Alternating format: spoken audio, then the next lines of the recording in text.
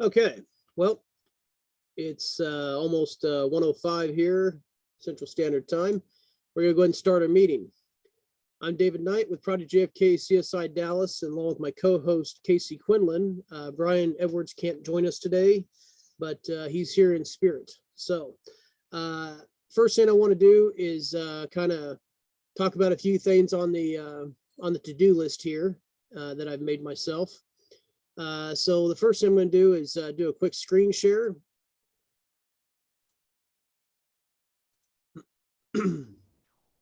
All right, this is our website, projectjfk.com, which I'm sure many of you have already visited. I would like to point out that under the events tab, you'll find here in the red section our next upcoming event, which will be in 4 days.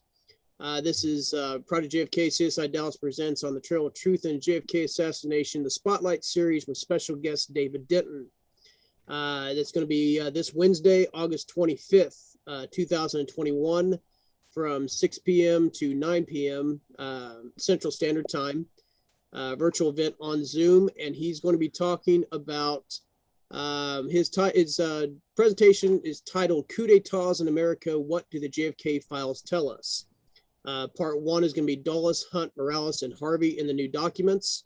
Part 2 is going to be Cuban exiles and their connections. Part 3 is Axis and military connections. And Part 4 is Coup d'etats in America from 11/22/63 to 1/6/21. So again, if you have not signed up for your e-ticket, please click on the Eventbrite button over here, and it'll take you to the portal. You can sign up for your event or for your free ticket. And again, the date is going to be Wednesday, August 25th from 6 to 9. I do want to say that the replays of our Spotlight series, our first one was Dr. John Newman, of course, June 23rd and 24th. And we just wrapped up earlier this month with Bill Simpage. He did his Spotlight on August 4th, and you can see the replay here. You can see it here on the website. And then also something that Bill did differently was he had virtual handouts. Those have all been actually renamed now, thanks to Bill sending me an email. Thanks, Bill. With the new titles, the documents are still the same if you've already downloaded them, but there are new titles to them. You can also view the chat log, and then the MP3 downloads are right over here. Pardon me. So if you want to download it and take it to go, you're more than welcome to. So again, that's kind of what's going on with our events. I see that Larry has joined us. Hi, Larry. I'm going to give you a second here, but I want to show you a surprise. You now have a presence on our website. Everybody that wants to know things, click on the blog tab, and there's our friend. There's Larry. Anything that Larry sends us that are pertinent to documents, he just wrote a letter to President Biden. This would be yesterday, August 20th. And if you click the download tab, it will take you to the letter that was written. This one here is a 17-page letter. It will not automatically download, but if you do want to download a copy, just go up here to your little download button, click it, and you'll have your own copy. In just a second, I'm going to turn it over to Larry so he can tell us about this letter and what the plan is, why he wrote it, what's in it, and where he's going to be going at from here. So with that, I'm going to go ahead and stop sharing, and I'm going to turn it over to Larry. Go ahead, Larry. Okay. Thanks, David. Can you see me? Yep, we can see you. Okay, great. So the letter was a work product of a number of attorneys who we've mentioned in the past.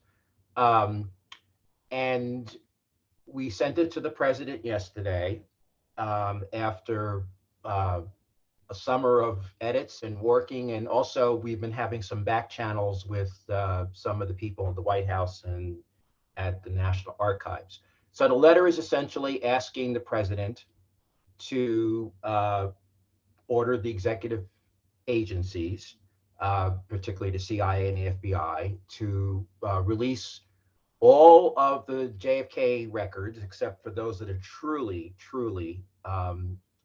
presenting a risk of identifiable harm to national security, which is a very high test. And also to have those, the explanation for any records that are postponed to be done on a site, document by document basis, and to have that explanation published in the Federal Register, which is what the statute requires. The next important date under the order that President Trump had issued in April of 2018 is September 26th. That's the date when the archivist is supposed to send the president his recommendations for the postponed records, whether, which ones are to be released, if there are any postponements that are being requested. So the magical date, September 26th. We are asking anyone who is interested in this topic to call the White House. The phone number is 202-456-1414. You can call as many times as you like. Ask the president. In a phone call, we're trying to recreate, obviously we won't be able to recreate the effects of a movie, but we're trying to recreate the situation that happened in 1991 with the Oliver Stone movie. So we would, I would ask you to spread the word to your friends. We're basically saying it's time to release the hounds. So we want people to call the White House, ask them to tell them that you want the president to release the records. We want to start creating public pressure, making it harder for them, easier for them to release the records than to make it, than to hold them back. And now the reality is that Congress in Washington right now is somewhat obsessed with either the infrastructure budget or what's going on in Afghanistan. Then we're going to have the 9/11 events. I think the maximum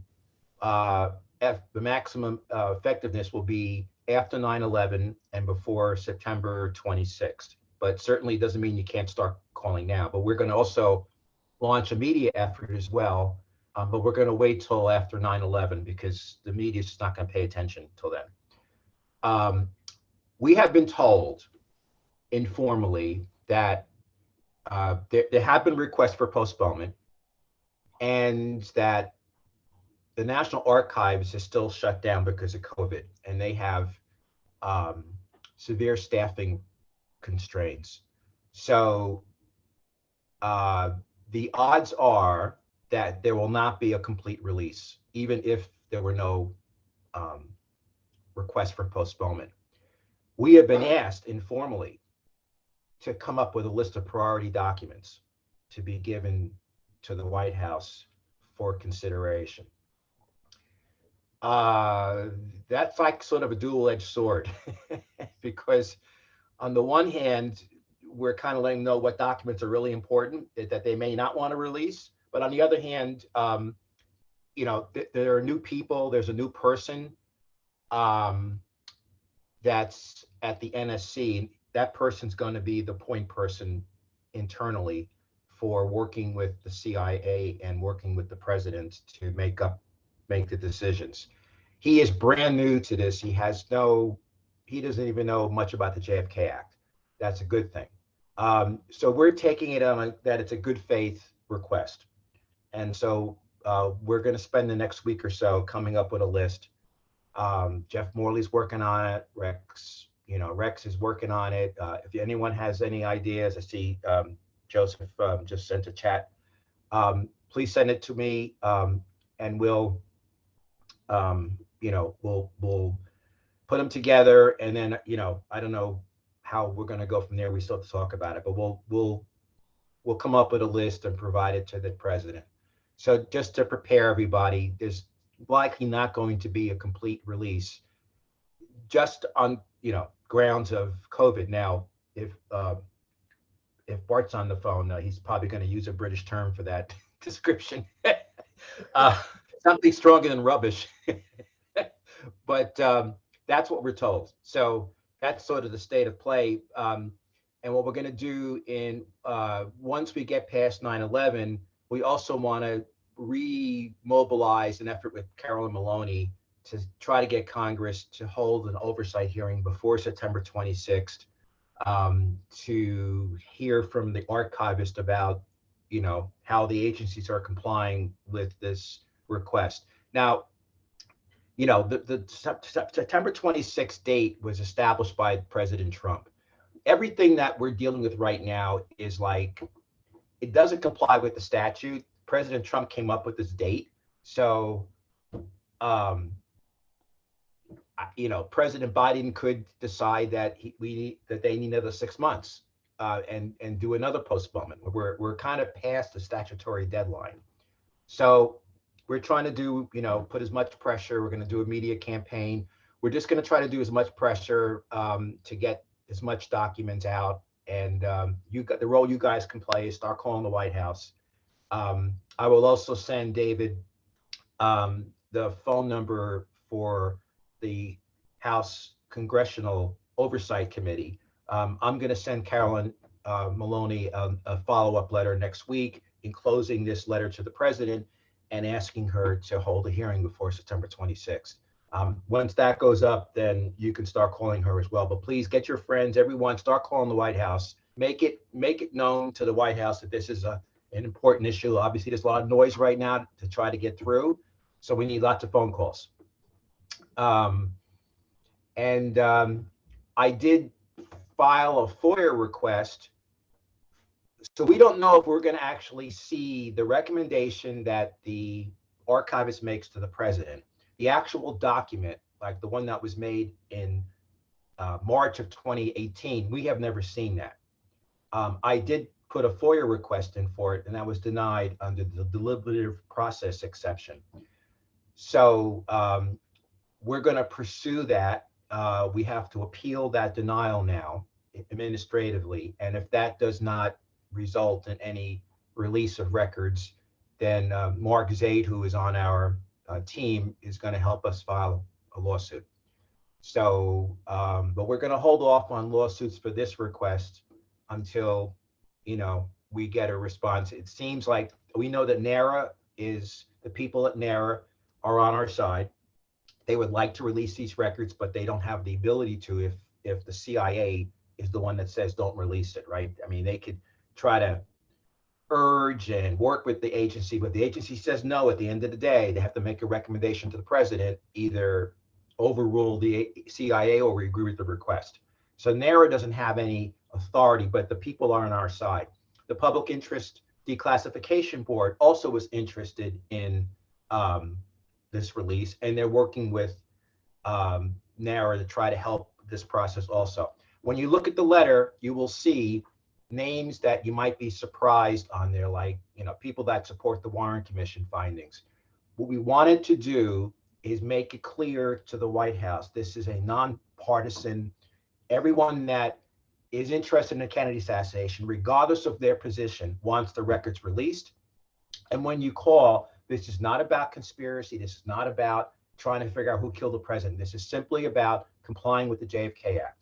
So you're asking the president, call the president, say, please release the records to comply with the JFK Act, the records, JFK Records Act. Nothing else. And that's why we have this broad coalition of people that agreed to sign the letter. Judge Tunheim, who was the executive director of the ARB, he did not sign this letter because he's sending his own letter. So we're hoping that the combination of his letter and our group letter, and then I understand that Robert Blakely is going to be doing a op-ed piece in the Washington Post, and the person that's working with him, I asked him to wait till after 9/11, so it has maximum effect.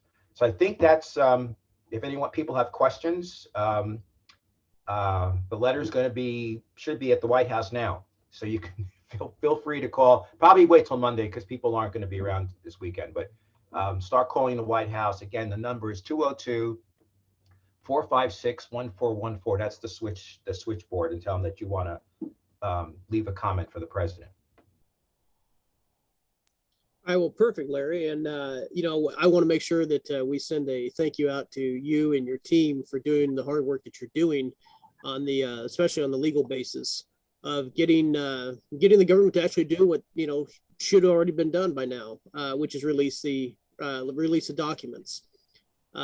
Whether it's, conspiracy, anti-conspiracy, whatever. I really appreciate the fact that, you went with the bipartisanship of it, of having both sides. So that way, it's not just, they don't look at it and just dismiss it as, these are, the crazies or those guys that want to know. Exactly.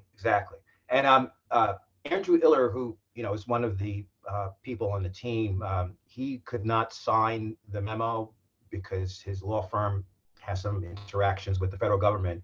But I wanted to give him a shout out as well. You won't see he signed the letter, but it's a letter and then a memo attached to it. But I wanted to give him a shout out because he and Mark did a heavy load on pulling together the memo. We were like a little law firm, so they did a lot of heavy lifting, and I just wanted to give a shout out to them as well. I believe they might be doing a podcast today with somebody. So anyway, so let's get the word out and call the White House. Absolutely. And, with us having shows that we have and meetings and online presences, that's one thing that I'm sure, 58 years ago, they didn't bargain for the fact that, we would have a platform and a voice to stand up and demand what they should be doing for us. It's only right to, to release the information. It's our information, so we should have access to it. And the way that was done in 2018 and 2017 did not comply with the law. We're letting them know also with the memo that we know what was done.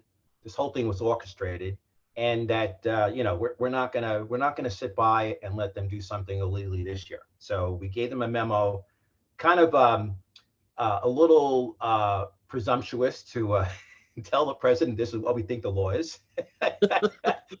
But because we have a new personnel involved, we thought that sometimes the first person that gets the thought in the person's mind is the one that. So we wanted to basically, this is what the law says. You can look at it, but now as you're looking at it, you got our memo in the back of your head. So anyway, David, thanks for the opportunity to let people know about this, and everyone that's on the call. I expect to hear that there's 25 phone calls on Monday to the White House.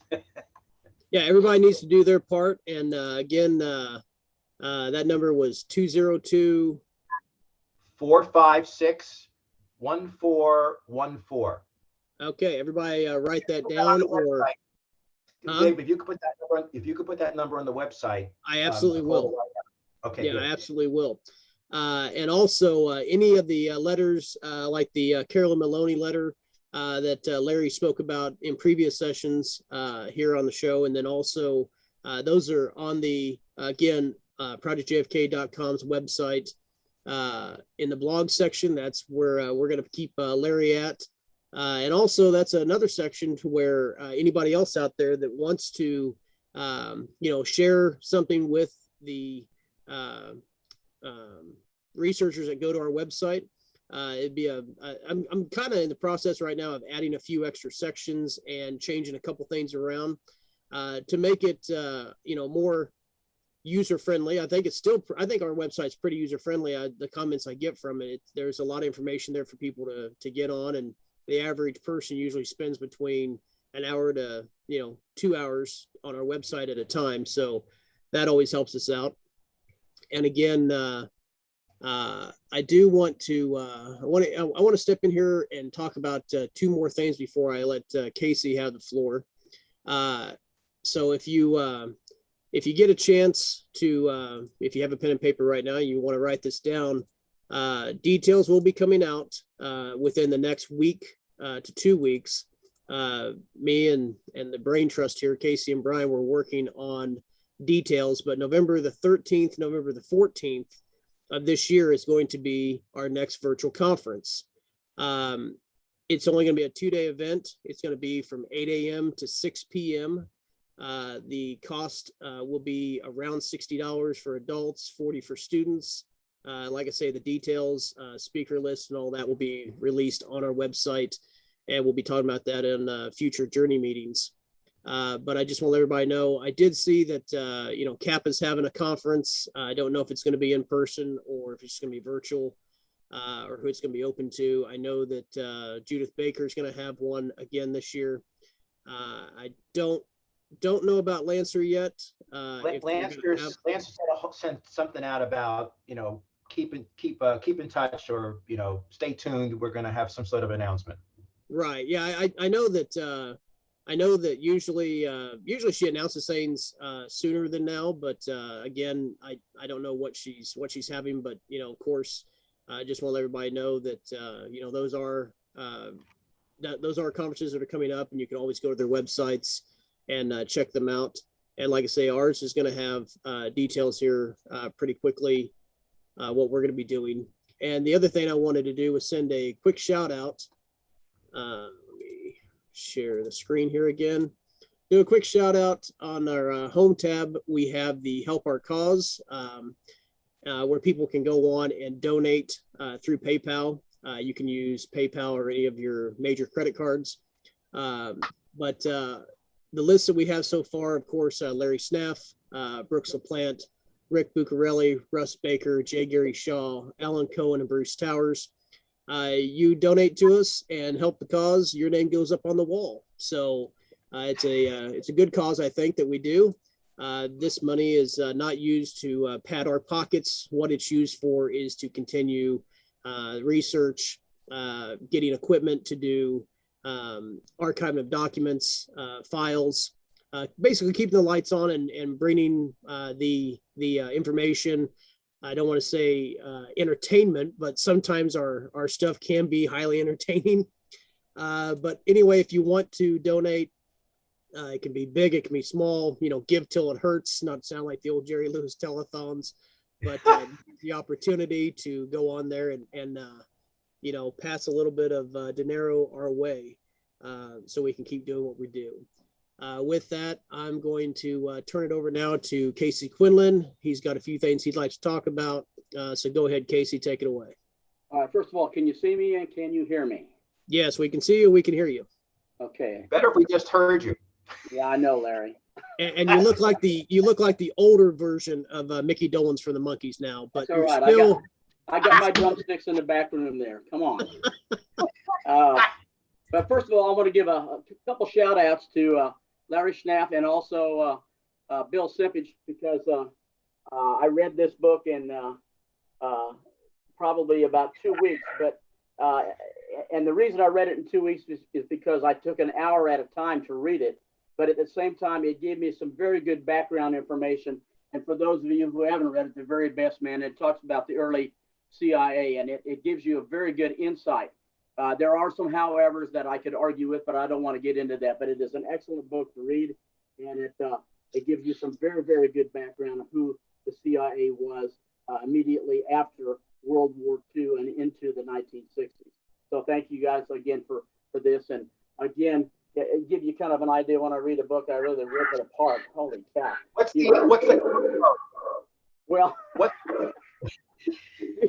These are all the most important facts that are in the book. And I've got, my wife says, is there anything in the book that's not important? I said, well, it is an important book, but that's just one book that I'm reading. But that's The Very Best Man. And thank you guys. Shout out for you guys. Thanks, Larry. I appreciate that. Another book that I am rereading again, because I'm in contact with Pete Hyman's. Pete Hyman's got a hold of me and said that he knows personally this Edward Griffin, who wrote the book The Creature from Jekyll Island, and it goes into the second look at the Federal Reserve. Now, there have been a number of people that said that the Federal Reserve killed JFK. Well, I'm not looking for that, but just the background and the information about how the Federal Reserve was formed, not according to our history books, but according to this book, and he's got some very good documentation in. And this is a book that this is my third reading on here, but trying to get through all the other books. But The Creature from Jekyll Island. Holy cow. Then I want to point out, again, Doug Horn's brand new book, The McCollum Memorandum. Doug's really spent a lot of time on this, and I like how Doug writes.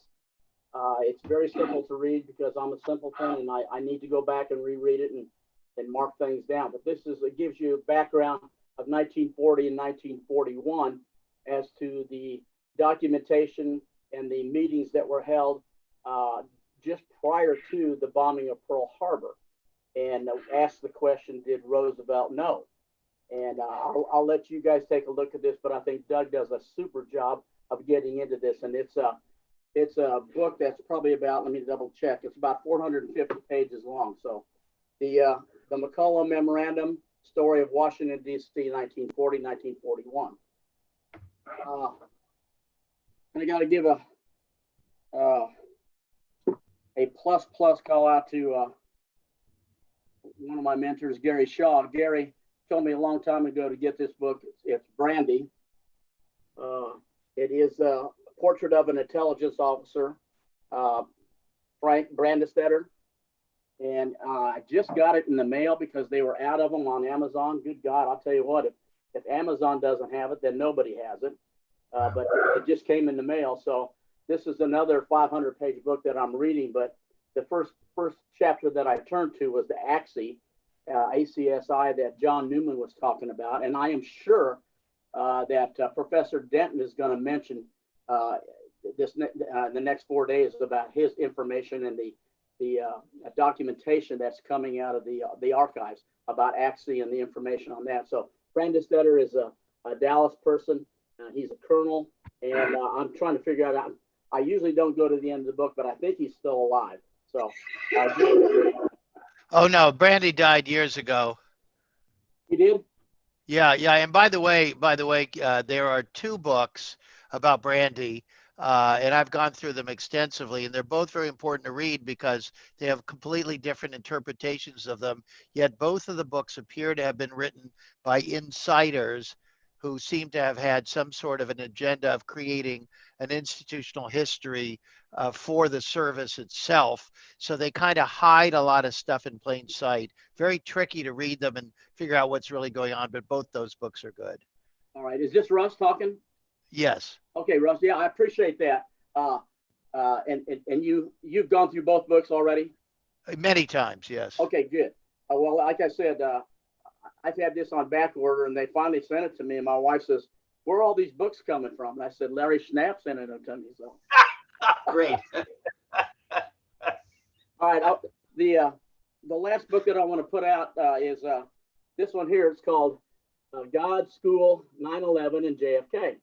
And I got this book sent to me by Bruce de Torres, and I think Bruce is online today. And I also want to point out to David, we need to get his name on there because he made a donation to our website. And again, thank him and all the rest of the people who have donated these books. But this is it's a condensed book about God, school, and as a school teacher, holy cow, he couldn't have hit it right on the head, especially about school. But I can't talk about that in any of my schools because I'd be thrown out. And of course, like a lot of you guys, anytime you mention either anything about 9/11 or JFK, we've been thrown out and branded as a communist pinko. But anyway, it says God, School, 9/11, and JFK, the lies that are killing us and the truth that sets us free, which sounds a little bit like the CIA, but that's okay.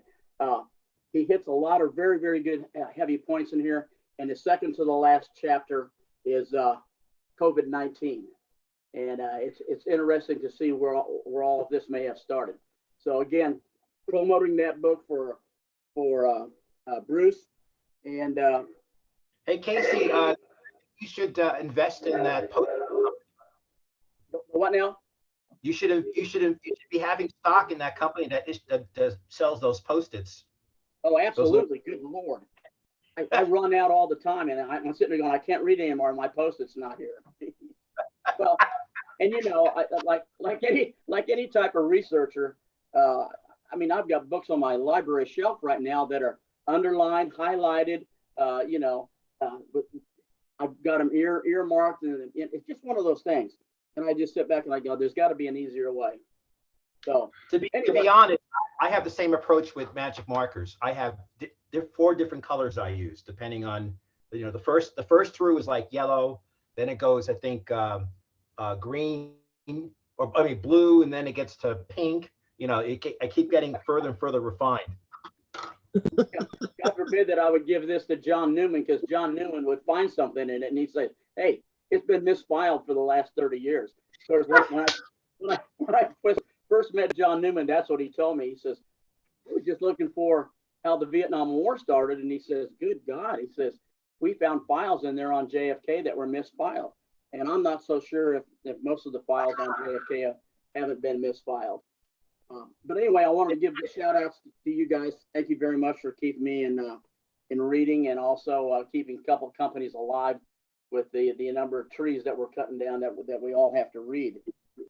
There are some other books coming out. I'm not going to mention any of those right now, but there are some other books. If you guys get online, and there's some reputable people that are writing these books, and I've heard that some of them are going to come out in October, November, December, but keep online with those, and if I don't get them first, I'm sure you guys probably will also. Again, I do want to mention the number of people that donated to our program and to our website. It's a thing that you know, I wish that several people had access to some of these people's names that would donate it to us on some sort of an X amount of dollars, but I know they all want some sort of a tax deduction on that, and that would be great. But at the same time, we're trying to keep under the radar as much as we possibly can. But at the same time, all 3 of us are working, and even at age almost 72, I'm still working, but I got a job where I can read part-time on the job, and then I go into the secretaries that I have to talk to and ask them about JFK. And right now the big topic is Afghanistan, and I guess the bad part about that is I am a Vietnam veteran, and it's one of those things where when they start talking about Vietnam, they start talking about Afghanistan, I'm saying you do not want to ask me about this. You don't, because if you do, I'm going to throw it right back in your face and everybody out there. And I said we shouldn't have been in Vietnam, and we shouldn't have been in Afghanistan. But I said that's just my own opinion. But as for trying to figure out what in God's name is going on right now, well, I don't know. Are we really trying to make the world, the United States of the world? Because if that's what we're doing, then we probably should never have pulled out of Afghanistan or any other country that we got into from the 1940s on. But again, I don't want to get into that, but I just want to point out to you that as a veteran, it irks me. And I know we lost a lot of troops over there. Males, females, and even some of the people that are over there now. I asked my wife, I said, do you think the president got good information from his intelligence sources in the military and the CIA or NASA or anybody else that would give him information? And I said, if not, the last time that a president didn't receive good information, I said, hell, they shot and killed him on Elm Street in Dallas. So I'm just sitting there going, good God, I do not want to relive all this crap again. But at the same time, we have some major things going on in America, and trying to get the resource and information on the media and the social media and everything else, you get all different types of stories. So I would ask people just keep an open mind on all of this, because we have to, and if we don't, I'm not sure where we're headed. So anyway, I want to throw those things out to you guys. Yeah, go ahead, Larry.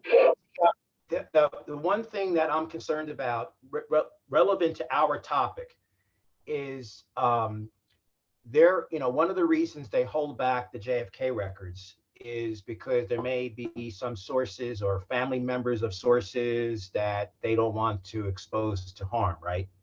And we're a little concerned that given what's gone on in Afghanistan, that line of thinking, they may decide to start using that on the records that are being postponed. They say, oh, well, we can't really release these records because that would put some people that worked for us who are now their family members are still in Cuba or something, or and our response to that's going to be, well, then just black out their names, but still release the records. But just a little concerned that this might bring up another excuse for them not to release the records, because right now they're trying to get people out of Afghanistan that were translators and otherwise helped us, right?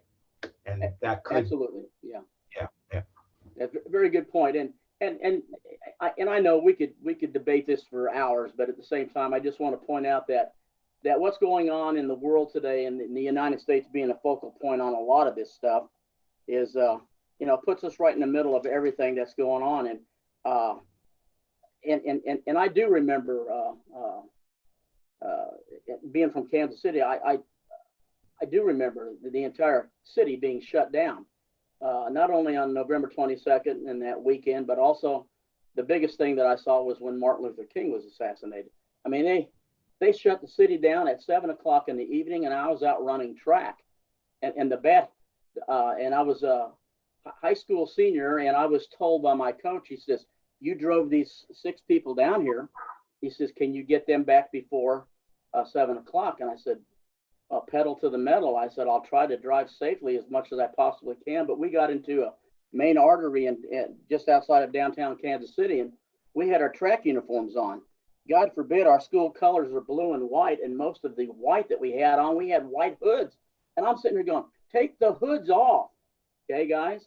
And but we ended up getting pulled over by the Shawnee Mission Police Department, and there were 8 police cars, but there was nobody on the road, and it was a scary situation. It was a beautiful day out, but they pulled us over, shotguns, and I do remember a big shot putter who was in the front seat with us. He says, I can handle these guys, and I told him to sit down and shut up, and I said, I'll handle it, okay? So I said, just get out of the car, put your hands, and assume the position, and most of you guys know what I'm talking about. Not from experience, but I'm just saying most of you probably know. Maybe Larry does, I don't know. And let's point out that those were sweatshirt hoods that you guys had true. on. Yes, we had no markings on them or anything like that. But anyway, we got out and we had our hands up, and the police lieutenant who came over, he looks at me and he goes, Quinlan. And everybody there turns around and looks at me, and I said, Officer Brady. And he says, do you want to tell me what in God's name is going on here? I said, we just got back from a track meet, and I'm trying to get these guys back to their house before we get stopped by the police, but obviously that didn't happen. And he says, are you going to vouch for everybody? I said, I'll vouch for everybody except for that big guy over there. And the big shot putter turned around, and he looked at me, and I said, yeah, I'll vouch for him. Just keep his mouth shut. And he says, well, then get these people out of here. You know you're supposed to be on a curfew at 7 o'clock. So he let us go. But I swear to God, just some of the mentality of people, and it hasn't changed. It hasn't changed that much. I mean, we got people that want to get out of cars and just beat the ever-loving crap out of people for turning right, turning left, or not using their blinkers. And you guys know where I'm coming from on that. But just keep an open mind as much as you possibly can. And just understand that, instead of going through a second assassination type situation where we're covering up documents, and we will, and this will be probably later on for somebody else to look at, because I'm certainly not going to look at it, but I certainly understand what's going on. So again, guys, thank you for getting in the meeting, and thank you very much for all the work that you guys do, and thanks for coming on our program. Well, I think that ends the Project JFK CSI Dallas book club section of our show now. But especially, I like the fact that Casey, is letting us know what he's reading, because he, of course, informs me, and then I have to get books, which I always look at the bookcase going, where the hell did I put another book at? Well, I find the spot, and I think we all should, especially with neurotic is Casey when it comes to the tags. I'm sorry, did you say neurotic or erotic? What was that, Larry? Neurotic. The word erotic and Casey doesn't come in my mind together. You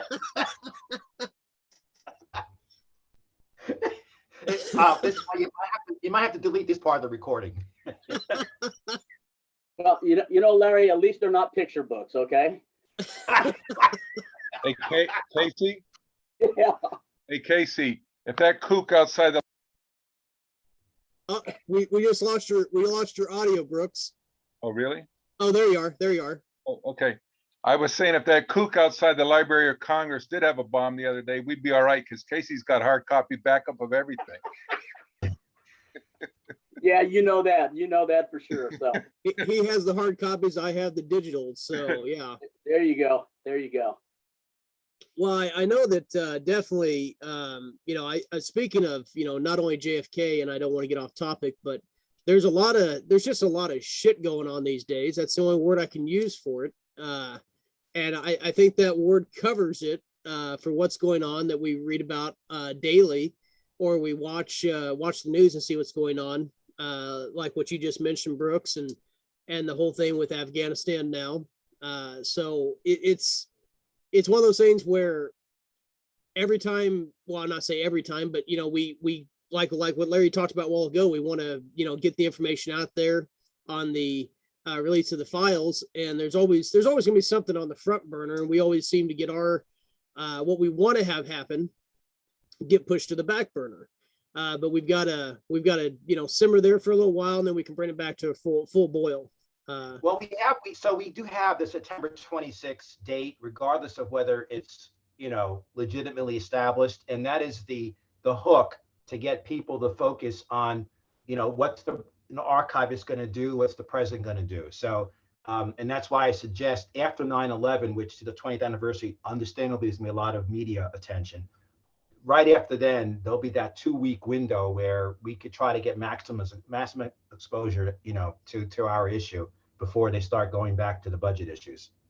Yeah, and I think another thing, especially this year, with Oliver Stone's new documentary coming out, I would hope that it gets put on either a streaming platform, released on DVD, something. I don't see that it will probably be making its way to movie houses, and then again it may. Depends on if COVID takes and shuts things down again, that extreme.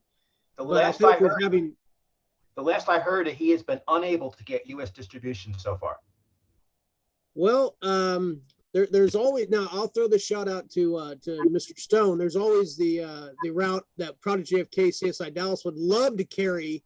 Yes. That, and we can, hey, hell, we'll sell tickets, and people pay to view it, and then he gets his cut. I'd be more than willing to do that. I think that the new documentary is going to be something that everybody needs to see.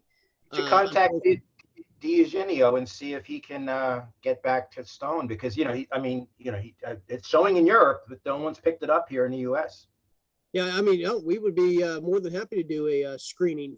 I know sometimes when we did conferences down in Dallas, we would highlight different films that that were usually some that some people had seen and some that people hadn't seen. And speaking of which, I'm going to throw a shout out to my guys over that made a Coup in Camelot documentary. And again, if anybody hasn't already ordered a copy or seen that, they can go to our website and look in the affiliated links tab to order their own copy of A Coup in Camelot. It's a very great, poor English.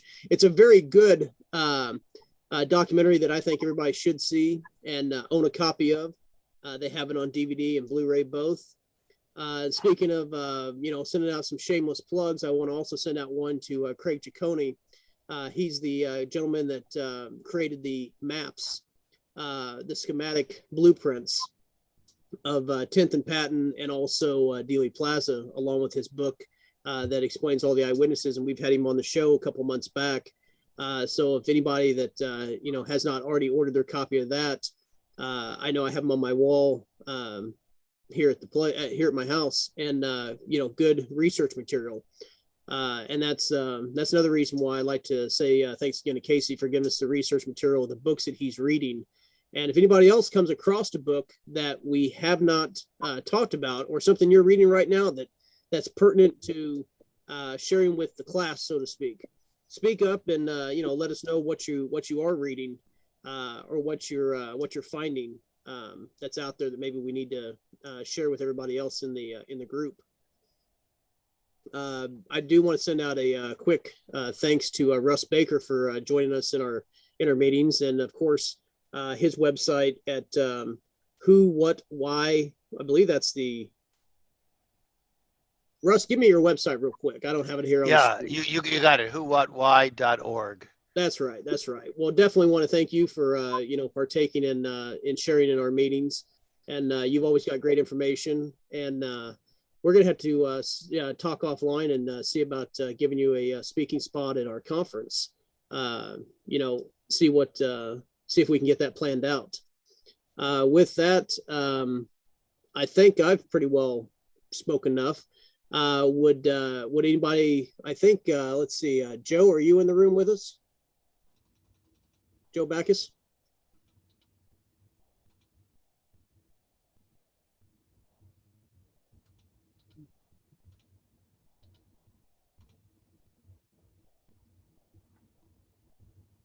Well, I can see you're up there. I can't hear anything. Joe, are you having microphone issues?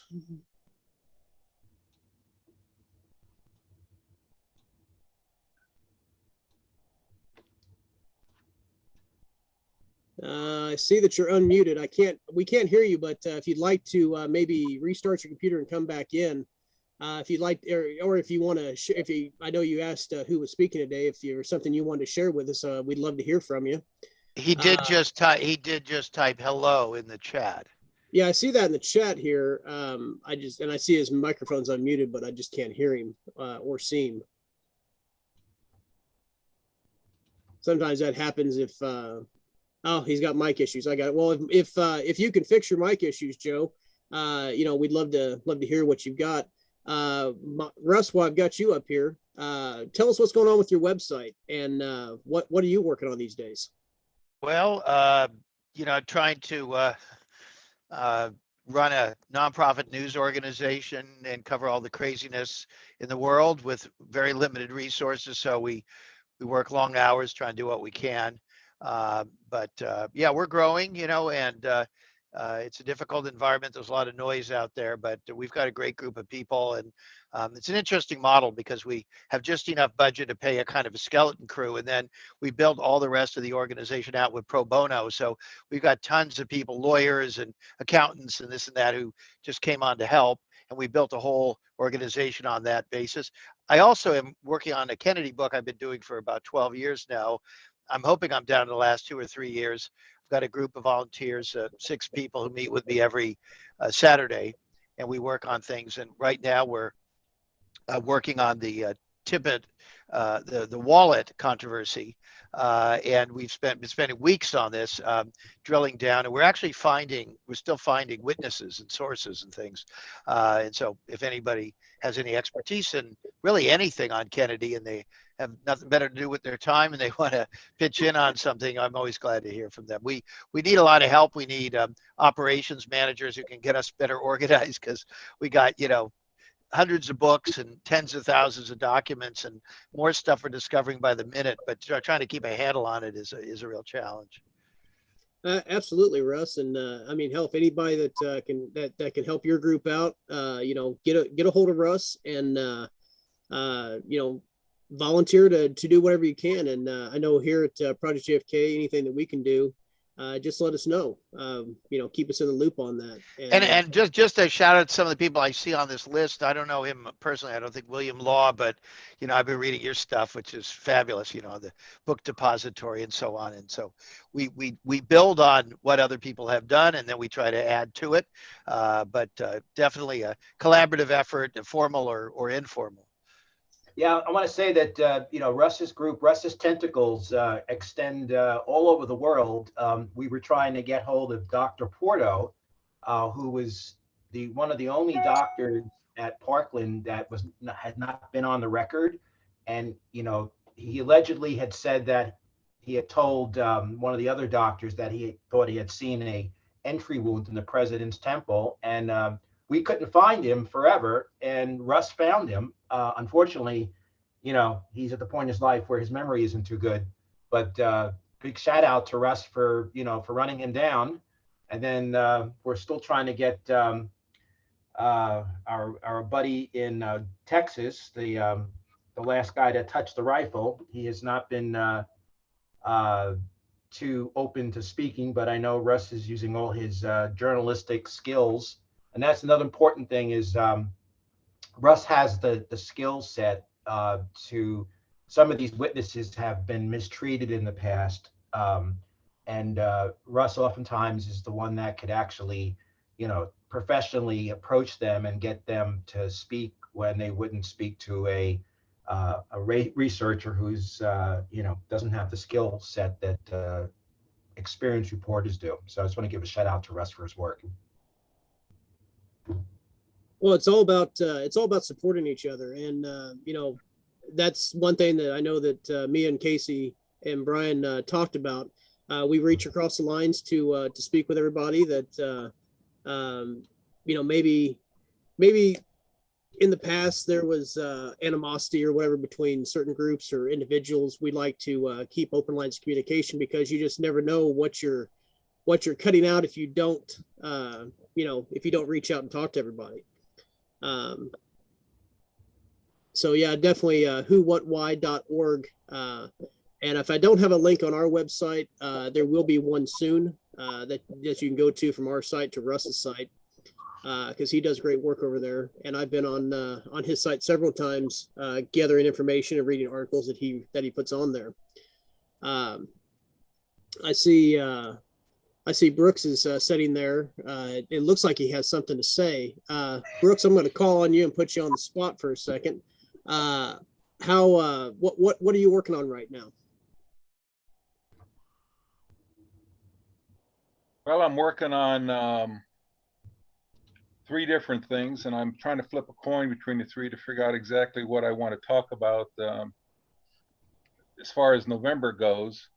I'm doubling back, following up on my presentation that I did in May, taking a closer look at the bus taxi scenario versus Roger Craig's story that Oswald left by the Rambler. I think that dovetails into the work I'm doing on 605 Elsbeth. And I'm also working on Jack Doherty as well. So those are my 3 topic areas. And I've done a deep dig, and I just got to get it all organized and figure out which presentation comes next. So, anything new that you found about what Doherty saw or did not see when Oswald walked into the building? Well, I don't want to get the cat out of the bag, because I'm not sure I'm going to do Doherty in November, but he lied profusely during his testimony when he was deposed in Dallas. Lie after lie after lie. And I found that very, well, it's beyond suspicious. That it's and granted, I think at the 2 times that he was interviewed by the FBI, his dad actually showed up and said, my son is disturbed. He's got mental issues. And I think they conveniently provided a cover for Doherty. But if there's a linchpin as far as a school book depository goes in the whole story, where was Oswald and what happened inside the building, Doherty's it. And but I've done the deep dig on the family. It's led me to well, I'll give you a little sneak preview. He had an older brother, and his older brother went to Sunset High School. In fact, Jack went to Sunset, but he didn't graduate. But his older brother, Redfern, did. And he went to school with 2 other Dohertys, a Temple Jackson Doherty and another guy by the name of William Doherty. Both of those guys went into the military. All 3 end up, 2 of the 3 went to A&M. Temple Jackson Doherty started out at UT Austin, but apparently has an honorary degree from A&M. But when you do the deep dig on all these guys, they were in the same class together. They were classmates. They're from Oak Cliff. They all knew each other. It's a very interesting story. So that's part of that's part of the Jack Doherty picture. But when you're looking at his testimony, it's important to remember that first, the Warren Commission, Earl Warren actually authorized the lawyers to do unrecorded pre-interviews with the witnesses to kind of see what their story is before they actually formally go on the record. Mm-hmm. And the other thing is when they go off, if you ever see them go off the record in the deposition, you want to see what the topic was, and then what happens afterwards when they go back on the record, because there's Specter and these guys were really good lawyers, and they knew how to get witnesses back on track or get them to, I know like Dr. Curtis had said, that they really beat him up off the record to try to convince him that what he saw was wrong. So it's just for research is if you see someone going off the record, you should see, what was the line of questioning, and then look at the line of questioning afterwards and see, did it go in a different direction? Because that would suggest that. Oh, absolutely. You see that all the time, and it happens a lot. Yeah.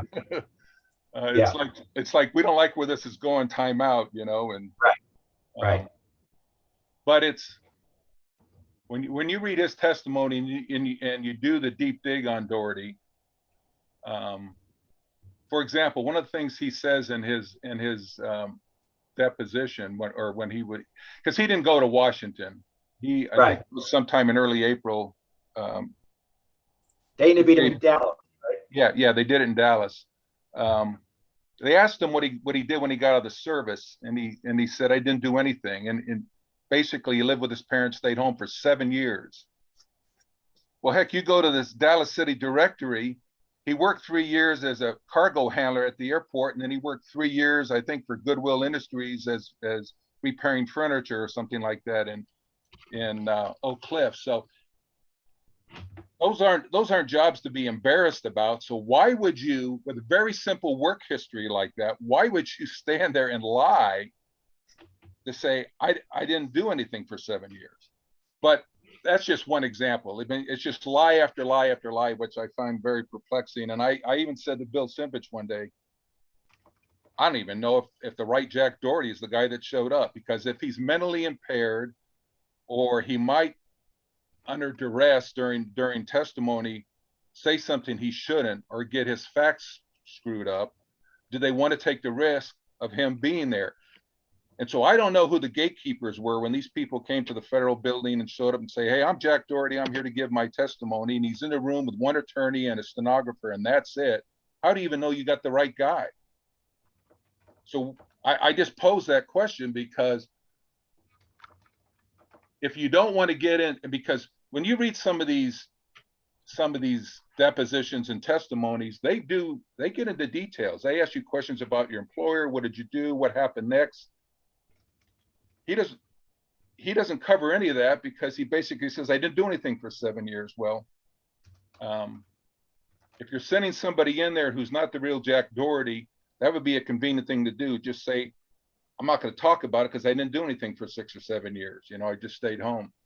I'm not saying that's what happened. I'm just, that when I went through it and I started looking at his personal history, that's where I zeroed in, and it led me to really start digging into family history. So anyway,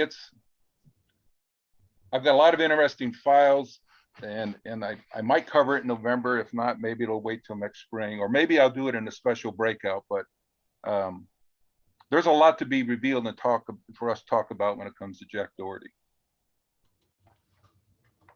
Well, great stuff, Brooks. I'm excited to hear what your take is on that, and also, Brooks is going to be one of our speakers at the November conference happening in just a couple months. Hey, I want to say one thing. I want to say one thing real quick, David. There's been a lot of great work, and I think Russ Baker made his comment a few minutes ago.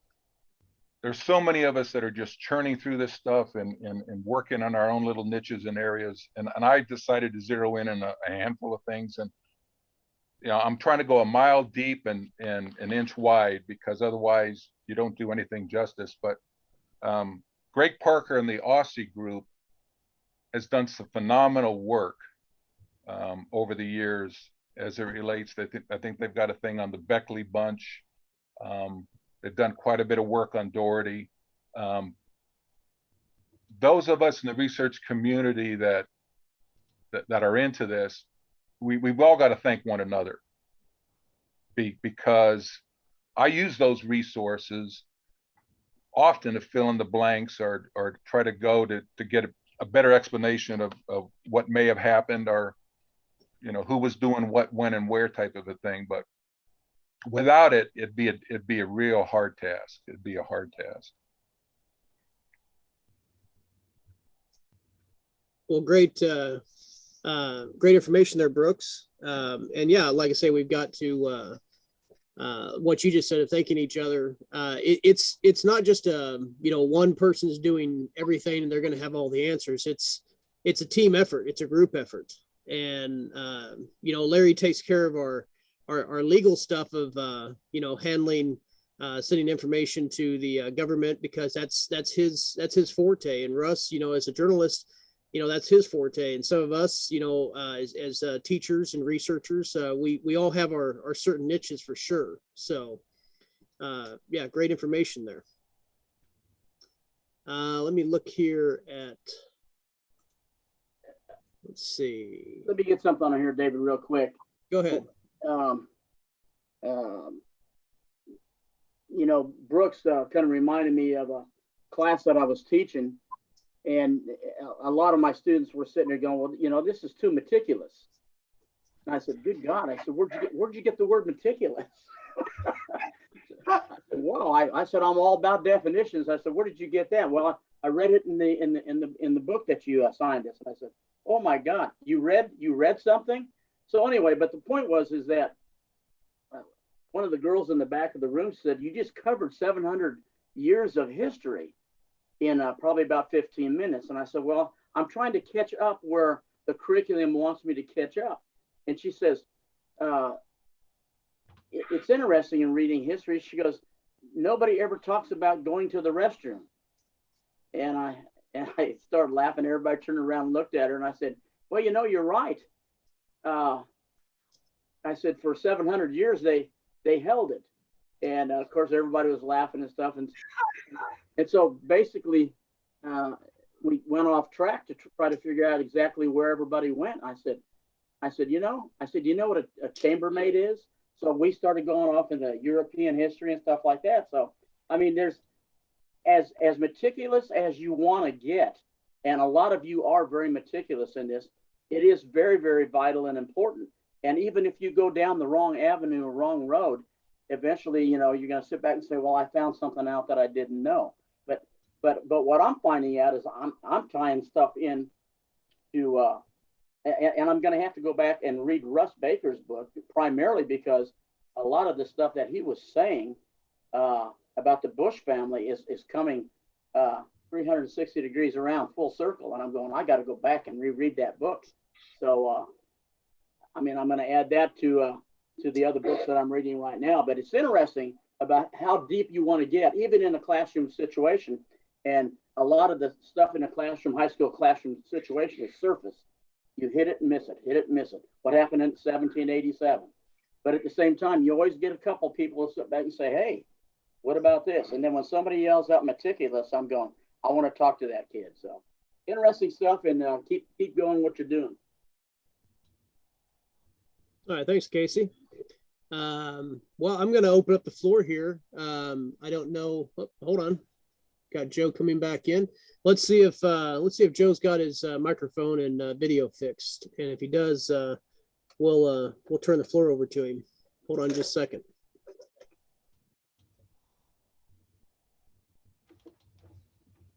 Hey, Joe, you back with us?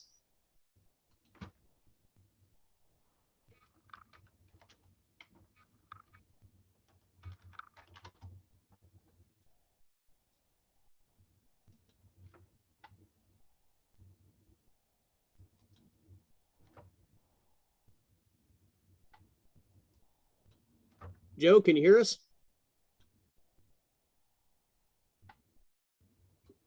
Hello? Hey, there you are. Okay, good. All right, back at the lounge, I see. Yes. Well, yeah, you were talking to me earlier. We're kind of just doing a show and tell or a share and tell. What are you working on, Joe? What's going on in your world these days? I'm still working on a list of all known riff numbers. I made a list available to Leno Sanek on his Black Op radio show on show 1040. You could look that up and download it there. Since then, I found some more numbers and I'm working on it, updating that. As I've been updating that, NARA came out May 17th with about 6 Excel databases that break up the total number. I have about 333,000 plus. And that's about what I think the 6 Excel databases break it down to, like 50,000 chunks or so. So it's about, I'm finding a little more. I've gone through the CIA. There's a lot here and there that are missing that I found. Going through the FBI now. The FBI is the bulk of the collection. So out of like the 330,000, I'm about closing in on 200,000. I'm at 170,000 plus.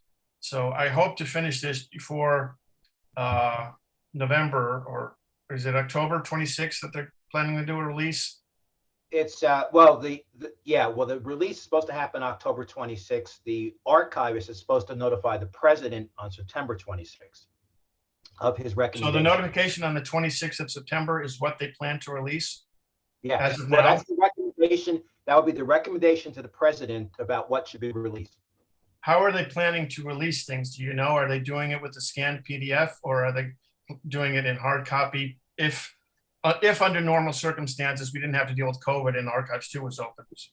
I don't know for sure. I assume that they're going to post it on the website, like they, I don't know, because that's an interesting question. How are they going to? You know what? We'll ask that question. We'll ask that question when we give a priority list. Okay. Well, coming up with a priority list is also going to be a problem, because if you looked at what was released in the 2017 and 2018 releases, if you just compare the same riff number between those various releases, you'll see documents were released differently. Huh. So the same person doing the redaction and lifting off the redactions is not the same person doing the same job. Like in one document, the name John Smith will be open and you can read, and then the same release in April, it'll be redacted. So they go back and forth on some things, but if you compare them, put them side by side, sometimes you can see everything that they're trying to hide. So and also there's a great many more agencies than the HSCA, the FBI, and the CIA, although those are the bulk of them. There are dozens and dozens of agencies people don't even think of and never even heard of before. So, and then there's the JFK library that has kept the Bobby Kennedy records under wraps. A lot of the Bobby Kennedy records were released, actually.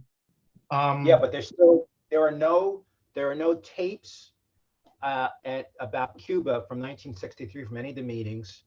And when NARA shut down, they were working with the Bobby Kennedy estate to release more stuff, but they still hold some stuff back, apparently. Well, this is kind of separate from the JFK records releases, I understand it, some of the Bobby Kennedy material. There is a rift, no pun intended, between the Kennedy family and the Kennedy, JFK and RFK and Teddy, because yes. JFK got a library, Teddy now has a building, and Bobby has nothing. Right. And if it wasn't for Bobby, there wouldn't have been a Senator John Kennedy. Right. So the family was a little ticked off, but I think Ethel and or the sons or whoever is in charge of Bobby's records were holding stuff back. But now I haven't looked at Bobby Kennedy material specifically, but there was a release of some stuff in the 90s and yes. maybe the 2000s. And what was released, I think, is either available, was on a CD-ROM or something, or some stuff was on the JFK website. I mean, there were a lot of stuff. There are still records when he was Attorney General dealing I'm with. sure there's still stuff withheld. Yeah.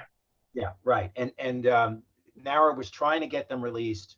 NARA went out of business, and they're still being held back, and they're relevant to what happened with Cuba, and whether Cuba's involved and other stuff. Yeah. But Judd, did you say that when you last spoke, the database that NARA had up, you said was only like 52% of the total database?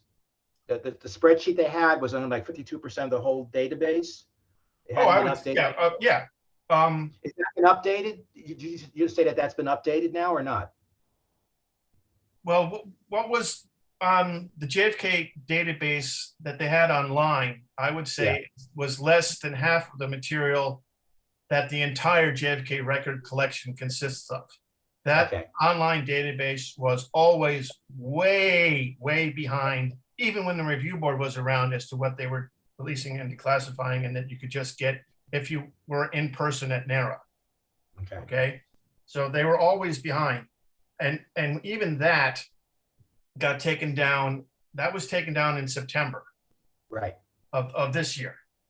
Right. And no, last year, 2020, it was taken down. And since then, just in May of this year, they put out these 6 Excel databases that they're on their website, which they are saying is, as good as what they had online, or maybe even more up to date. Yes and no. It's more than I think the JFK online database was when it was online. It is not everything. I was looking at just some recently FBI records. 124-10203 and 204 are not even there, and there's 500 documents each for those 2 serials. So I'm slowly going through this. I mean, I'm getting frustrated and bored with myself, even as motivated as I am with JFK materials. I keep looking through all these Bloom and Riff numbers twice, but I am finding some more things that they have skipped. I hope to have that finished soon. Sorry? Are you saying that these are records that have been released but are not available online? No, I'm not. I don't know the release status. Okay. Okay. I'm just trying to come up with a total number of the known riffs. Okay. And we can go from there as to what was released and what was not released. By the color of the font that I'm using, I know whether they were previously even mentioned before. So if I had them in black, I know they exist. If I have them in green, I know they were released. If I have them in red, no one's ever used these riff numbers or published them before. But sometimes when you go through things, NARA's Riff Excel database would let you believe that there's only 60 documents in a record series. And here's the key thing. When the review board went out of business, what the review board was doing as they were releasing things document by document, they would publish that document by document listing in the Federal Reserve. As you got closer to when they were closing down in 1998, they were releasing stuff literally by the truckloads. And I mean like big trucks. And they could not afford to publish them, because to publish them list by list in the Federal Reserve was coming out of the review board's budget to do stuff. The Federal Reserve, or I mean, the Federal Reserve was not the Federal Reserve, I'm sorry, Federal Register.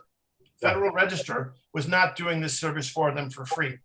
The review board had to pay the Federal Register for these lists to be published in the Federal Register. So as you got towards on April 8th, they were allowed to do a summary. So they would only say, like, we're releasing 8,000 CIA documents, and they wouldn't list the 8,000. But if you went into the review board's files at NARA, you could get that list, because they did create it. They did create a list. So I got all of those. So I got those, and I went through everything. So like previously, they'll say, take, for example, I'm just creating something fictionally out of my head, an FBI document. And the first 3 letters are the FBI, the middle 5 numbers are for a subject, and the next 5 numbers are how many specific documents they have on that subject matter. For example, they want you to believe there's only 50 or 60 documents for that. But if you went through the unpublished listing that the review board made, all of a sudden you'll see a RIF number for that agency, for that subject, and there's 408. Wow. Because you'll see it isolated in amongst other things. So you have to really be anal and go through this with a microscope to see that, and then put that in. Then you go to your Excel database. Okay, and now I have to put in 60 to 408. So these RIF numbers I would put in red because they're not listed anywhere else, but you know they have to exist if they got to 408, whereas previously there was only 60. You see what I mean? Mm-hmm. So going through that takes a lot of time. So that's what I'm doing. And I've already done that once. Now with the NARA coming out with this new Excel database, these 6 Excel databases that they released, I'm going through my list again, and I'm finding some more numbers. But I'm up to FBI documents right now. After FBI, the next big bunch is the HSCA, but there's a lot of other material in there. One agency nobody is talking about are Army stuff. And Army stuff is in the 190s. Is the RIF number 195, 198 or so. There's as much Army stuff as there is HSCA stuff. Really? And nobody, I think Malcolm Blunt, John Newman, and I are probably the only ones who know this, because I went down to Washington sometimes, and Malcolm, under the guise of being an international student at a university in Maryland, which was at one time where John Newman taught, was taking classes. But I think he was really there to have an apartment and to go into archives every day. And so once I stayed down there with him, and when we were there, they had just released a huge bulk of Army stuff. And John just happened to come in that day. We had not prearranged to meet. And like, oh, hi, John, come on over here. And he comes in, and he had learned that some Army documents were released, and he had just requested them. And Malcolm goes, oh, right here. And Malcolm already had a cartload of stuff. There are a lot of Army stuff. Army intelligence is all over this case. And nobody has even looked at them recently. But those have been released. In other words, if we're looking, yeah, I think they've been released since the 90s. Okay. But nobody's been doing anything with them. Okay. Well, can you work with Rex because I've already sent Rex a copy of the first Excel database that I released and gave to Leno Sanek. So he's got those numbers, but I'm updating it with stuff by going through what NARA released on May 17th. So when I'm done with that, that'll be the most up-to-date information I have as to what the entirety of the JFK Records collection should be, of what all the RIF numbers that I know of. So there should be at least this many RIF documents, and everything in red. And I don't know if that's been released yet or not. No one's. I can't believe that it has, because they're not appearing in any review board list that they published or in the unpublished list that they made. From April 8th of 1998 till October, there's about 20 lists. Nobody's gone through them except me, as far as I know. And I don't even think anybody knows they exist except for me. So if you can, we're going to work from now to Labor Day on coming up with our list. If you could either reach out to me or reach out to Rex with any documents that you want to add. And if you're having Zoom meetings, say with you and Rex and Mark Zaid and whoever else, plug me in. I'll be there for you. Okay, cool. And I'd love to. I'll share my Excel database. This is like version 2 with you guys. And I'd love to meet whoever this new liaison person is. And I hope, what I fear is happening is the CIA is taking the lead point in offering up objections for all the other agencies, not just the CIA, which they may be doing. Hey boys, follow our lead on objecting stuff, or there may be CIA equities, the issue of third-party equities. And so like there's CIA information in a Secret Service record or from a Department of Justice or from some agency nobody's heard of. I'm feared that might be going on. Well, and that might be also because, I mean, I remember when we spoke to the archivist at the end of May, so April 26th was the date for the agencies to notify the archivist they were going to have any postponements, and NARA was getting requests for extensions of that deadline again because of COVID. So I would suspect that in that breach, in that gap, that I could see CIA asserting equities, or at least providing, cover them. But we don't have the details right now. But anyway, we don't. We're having back channels to the guy that is the point person in the White House. He's not actually participating, on our calls. Right. So there'll be no one from the government on our calls. It's just, some people know some people and then they communicate that way. Okay. Yeah, but I'd love to meet whoever is with the White House or with this new kid you talked about. Was that the one at the White House or not? Yeah, there's an attorney. If you look at my cover letter, there's Dana Remus is the White House counsel, but the next person is the person at the NSC, and that's going to be the point person within the White House.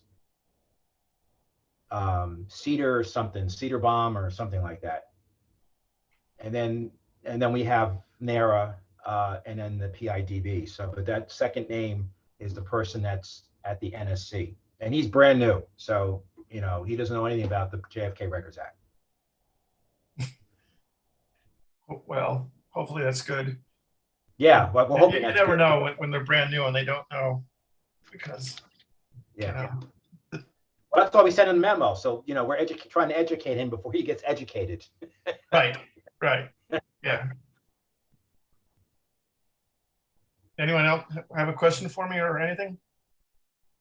Well, Joe, I want to just throw in a comment. The work that you're doing is outstanding, and I couldn't think of a nicer guy to be slaving away and getting the information that you're working on. So want to tell you, keep up with that, and keep sharing with us too about what you're finding. I did not know that about the Army Intel. I didn't know there was that many documents that were out there. So that's great information. Yeah, those RIF numbers are in the first. If you go to Lenocenic's site, look for Black Op Radio episode 1040, and just scroll down, and you'll see that Excel RIF database that I have there. So that's the first one. I've since found some other things, especially in the CIA, but I'm going through it again. So I'll have an updated version of that available soon. Okay, perfect. Thank you, Joe. Is that a real background you have there, Joe, or is that are you in a bar? Oh no, it's just a goofy. It's the Guinness Bar in Dublin. Ah, okay. I thought you were like. No. You're in Albany, right? Yeah. Yeah, it didn't look like Albany in the background. That's what I was wondering. No. Zaid's old stomping ground. Zaid went to Albany Law School. Yeah. He's been, by the way, he's been fabulous. I know people had some doubts about him, but he has been just a really good resource for us. I mean, obviously there would be at a point where if we went into litigation that he couldn't help us, but he's been just an enormous resource to our group. Hey, Joe, this is Casey. I just wanted to ask you a question about either a timing or a ceiling on the release of the military documents. When I got in some of those sites, I was told that they were under lock and key for a number of years. And then I asked John Newman, and he said some of them are locked away and you can't see these things for 30 years. And that's why I think congressional record basically states that you can't see some of these documents for X amount of years. or whenever the military wants to release them. Do you know anything about that, or is that am I close on that? That may be in regards to military records that were not acquired by the review board or NARA. If you read John Newman's book, JFK in Vietnam, he goes to a lot of military archives like Carlisle Barracks and some military archives here and there. So he might be dealing with those directly. I have not looked through all of these military records for the Army, but I know they exist. I know the RIF numbers for them, and I have the RIF numbers for them. So all I have is the RIF numbers for this, and that they were that a lot of Army stuff were released by the review board, and they're listed in the Federal Register and in the unpublished Federal Register listings they made. There's a lot of military, and these are like Joe Califano stuff.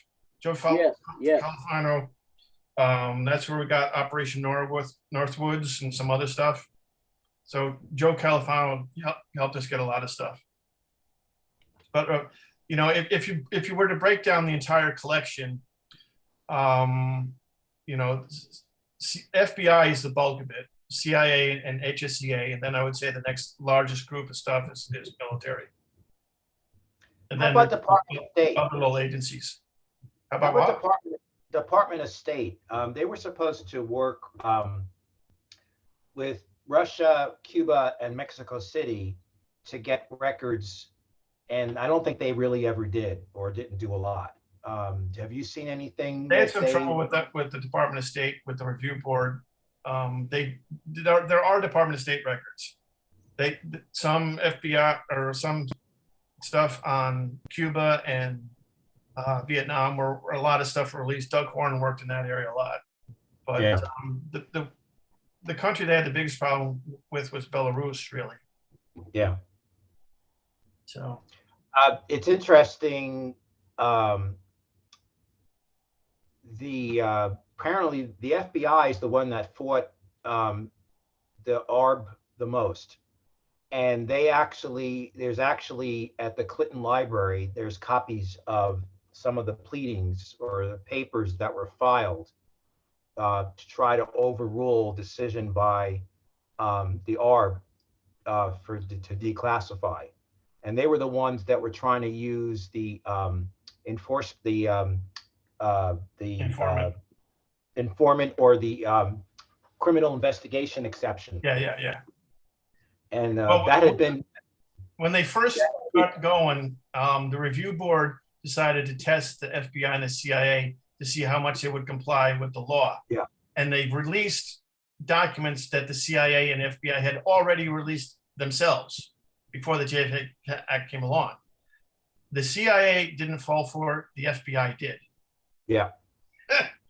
So, I mean, that was like from day one. So the FBI was always a pain in the butt about informants and whatnot. But, you know, and even the review board kind of made fun of that. I mean, if you have a stripper working for Jack Ruby, who was an informant in '63, it's now 1990. Is she still getting employed as a stripper? Probably not. I don't think we need to keep protecting her.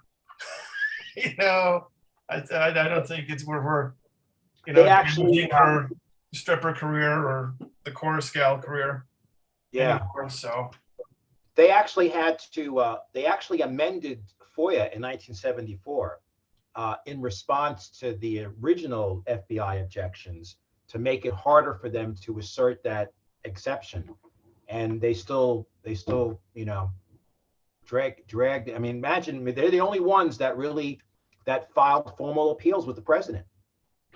Yeah, because I mean, that's, you know, the amount of material is from the FBI. It's huge. It's probably half the collection is FBI. Wow. If not 50%, it's like 46, 47%. And they had informants everywhere. When they were first releasing stuff,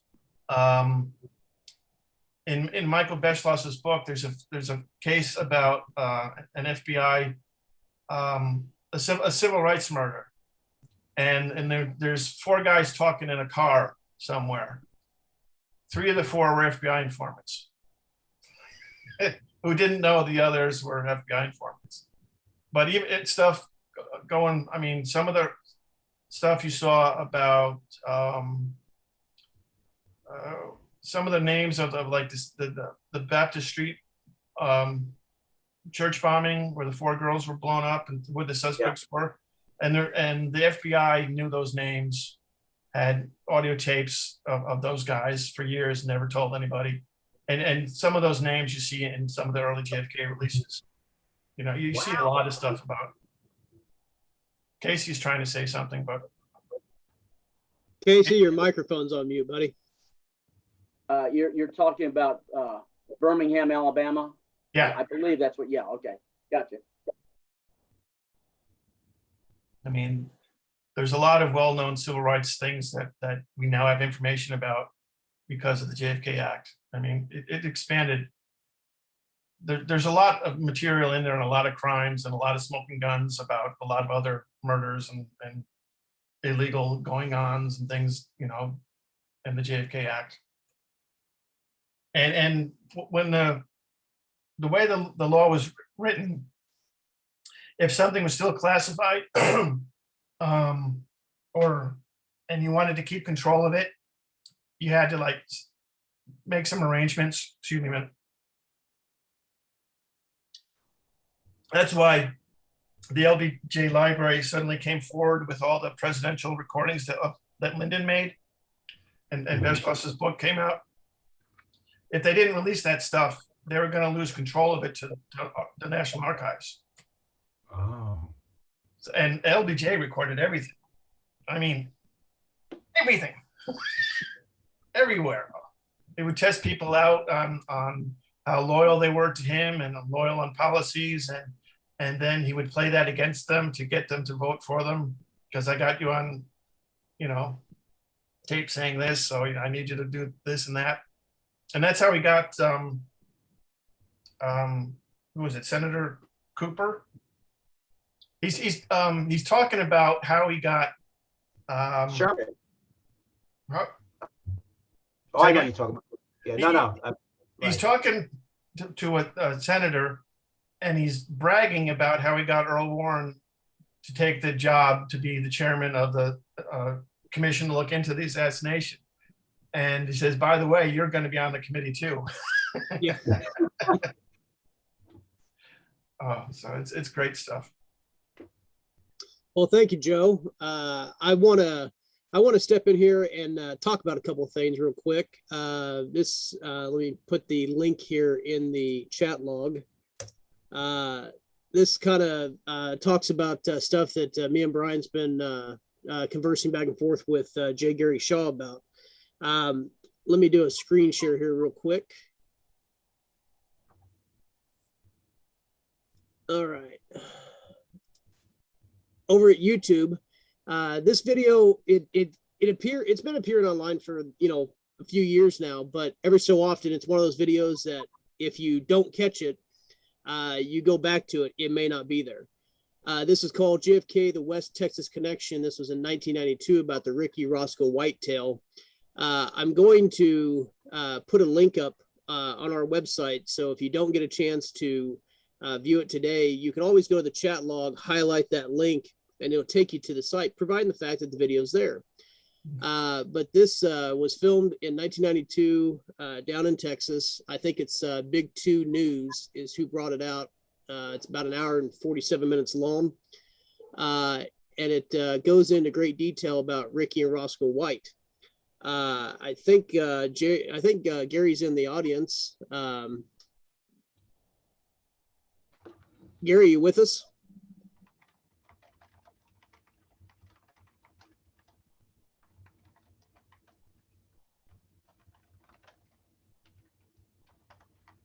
Well, anyway, I guess maybe Gary's not with us at the moment.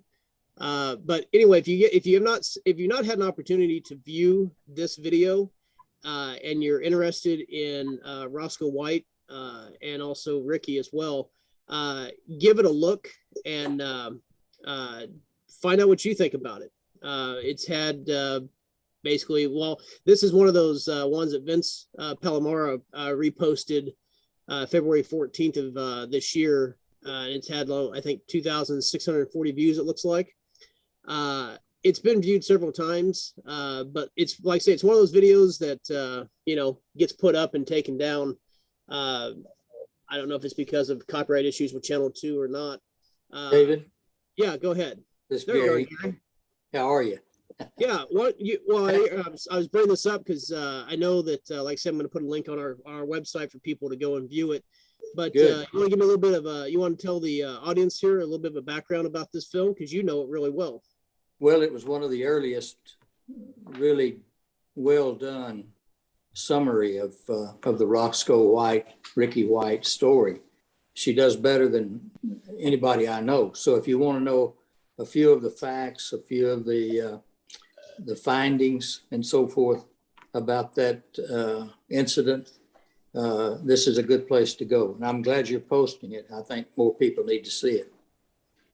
Well, that's the point of shining the spotlight on videos that's on here, because I think you're definitely right. I've watched it several times, and I'm not going to tell anybody how to do it, but you can download videos from YouTube and actually save a copy in case it's one of those that, like I say, that disappears quite a bit. You can Google that, and it'll tell you how to do it if you don't already know. But this is one of those ones that, you know, like I say, Brian told me, he's like, you know, go ahead and make sure that we get it posted. Well, the problem with it is, because of copyright issues, you know, I haven't put it on our site, but I am going to put a link there. You'll find that on the Shaw Legacy tab, number 2 on the website, proudofjfk.com, where you'll be able to go directly to this video and watch it in your free time. David, definitely. You might tell them too to buy Sarah Peterson and Katana Zachary's book, The Texan Speaks. They have about 2 chapters, and they cover the making of this documentary, you'd call it. And they do a good job. And she got some threats. The young lady who put this on and did such a good job. She got some threats from higher than the sheriff's office in Midland, Odessa.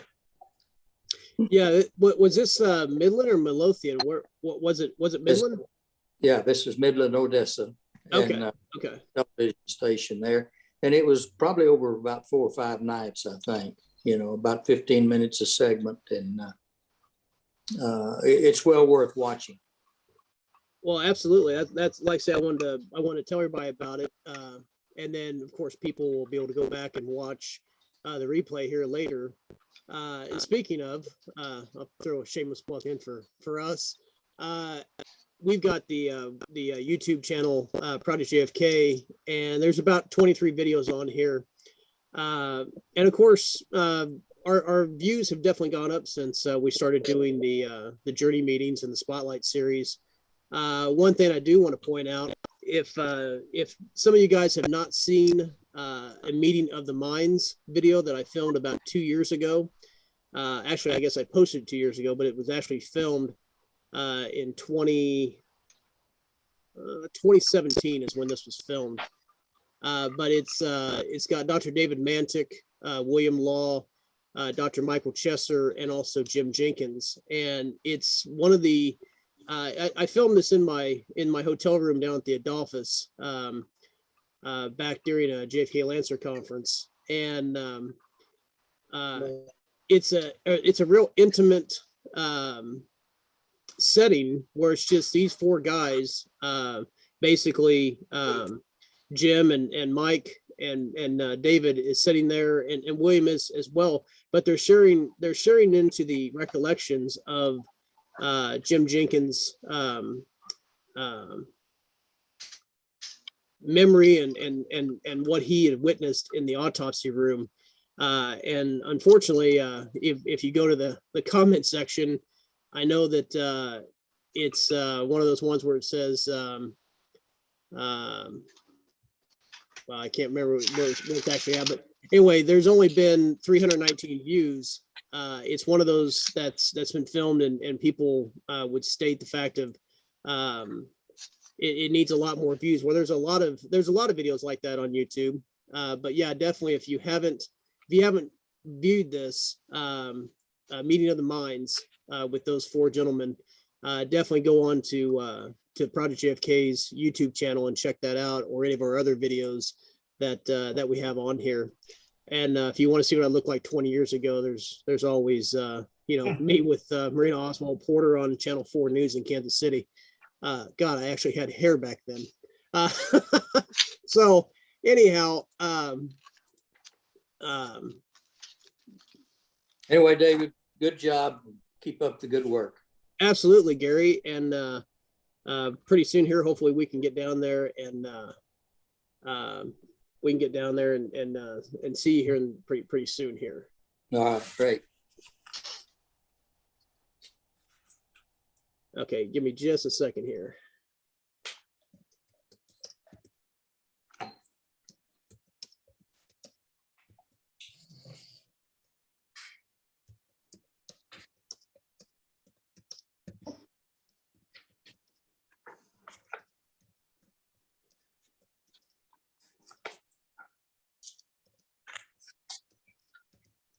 While you're working there, I'm gonna throw this out at Joe.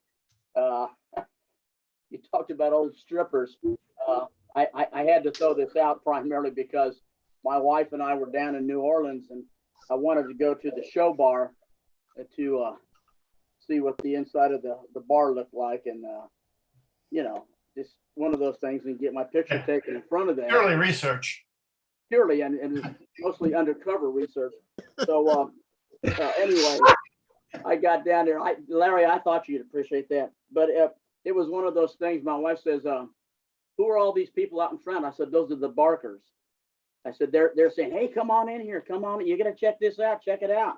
And my wife says, "What is this?" And I said, "Well, it's what you call an early gentleman's club. It's a strip bar and stuff like that." She goes, "And you want to go in there?" And I said, "Well, I want to do some research." But I did it for about 5 minutes and I got out. So, but it reminded me about old strippers, and some of the old strippers that we actually got to interview back in the 1990s were pretty old, and I'm not sure if I know they're not making a living doing that. So just wanted to bring that out. That's some quick research there, Casey. But you actually end up doing a lot of different things. You sit back and you go, did I actually do that? My God. And what was your wife's comment after she realized what you were doing? Well, that was my first wife, Larry. So. Okay. That seems to be a problem with the JFK research group. Oh, good Lord, help us all. My father was in the music business, and so we thought he would know. My brother went in the business. He had his own record label called Bong Load Records. And when he told my father said to him, "Well, what's a bong?" And my father had he was pretty, I think he was just testing my brother. So my brother starts stuttering. And so I said, "Well, it's a device that's used to convey gases through fluids." And my father said, "Okay." Pass that test. There you go. Oh, man. Well, it looks, I guess we've reached that time. Is there anybody else that would like to, comments, questions that you'd like to share with the rest of us here? If so, just unmute your microphone and speak up. We kind of didn't really have a set list of speakers, but I've always got my go-to guys in the group that always have something to share. So, I got a quick question. Sure, go ahead, Bruce. Thank you. Where Good to have you with us. Huh? Good to have you with us. Pleasure, I assure you. What are the top 1 or 2 go-to most definitive sources that anyone could think of to confirm or deny or see the latest consensus on whether or not the president and the attorney general were involved with the death of Marilyn Monroe? Good question. Anybody have an answer for Bruce? There was a book recently about JFK and Marilyn that just debunks the whole idea that they were ever lovers. It was on Jim Diogenio's Kennedy's and King website recently. And they had the guy, the author was on Leno Sanek's show. I'd have to research it up. I forget the gentleman's name offhand. I'll research it. When was he on Len's show? I couldn't tell you. Oh, okay. This year, 10 years ago, or 5 years ago? A year or two ago, You're okay. or maybe, earlier this year, within the last 2 years, I think. All right. I've read Diogenio's stuff about it. I just want to refresh and And the guy had some issues with the publisher getting the rights back to his book or something. So the book is like impossible to find now. I'm doing this from memory, so I don't recall the specifics. Yeah, and if someone had asked me the question that I just asked, I would say, oh yeah, look at Diogenio's Kennedys and Kings, because I have looked at it. I just want top of mind and also anything new that I could solicit here. Right. Anybody? I would say let's ask Gary. Gary, do you have any information that would help point Bruce in the right direction? I'm off. Oh, there you are. We got you. You got me? Yeah. No, I don't. I noticed that there was a book out that goes into detail, but I've forgotten what it was, which is my problem nowadays. Still talking about Marilyn Monroe. Well, this is Dan Starper. Y'all know Dan. Yeah. Hey, Dan. have you read the the Chuck and Sam Giancana book, which kind of provides some background about the actual murder of Marilyn, but it doesn't go into the details of, how or if JFK and Bobby Kennedy were sleeping with her. I think, it seems pretty apparent. I may be in the minority, but it seems pretty apparent that they were having an affair, but the issue of her murder or suicide being kind of painted or pointed to the Kennedys in some way to disparage them gets debunked in that book by Sam Giancana's nephew and brother. So I don't love a lot of the books that touch on a lot of the mafia connections, but this one I thought was a particularly good book. Thank you. I would not recommend it, but I'm biased. But even still, have these guys email me, or I'll try to email you to David in a week or so. JFK only met Marilyn like maybe 6 times in their whole lives. And these are well-documented people, public people. We can place them at certain times and events, so we know where they are. JFK and Marilyn Bobby. And I think JFK only met her like 6 times. And once is when she's singing Happy Birthday, Mr. President. And afterward, there's a meeting at Harry Belafonte's apartment in New York City. And it's the one photograph you'll ever see with JFK, Bobby, and Marilyn. And it's usually really, they bring up the contrast a lot because Arthur Schlesinger is there holding a glass of something in his hand, a cocktail. Yeah. And he's closer to the camera. Yeah. And in the background, Harry Belafonte, in good quality copies of that photo, you can see Harry Belafonte. But that's used as a proof of like, aha, I've caught them in the act by so many authors. It's just terrible. And Bobby only met her like 4 or 5 times, less than JFK. So I wouldn't put a lot of stock in that they were having an affair. I mean, David, excuse me. Hey, Joe. Hello. How you doing? Good. How are you? Good. The book is called Bombshell, and the night Bobby Kennedy killed Marilyn Monroe. It just came out in July of this year. I have not gotten it. I will. It belongs in a collection, I guess, but it's came out July the 8th. And so you might want to look at that, to reference. Who's the author on that, Gary?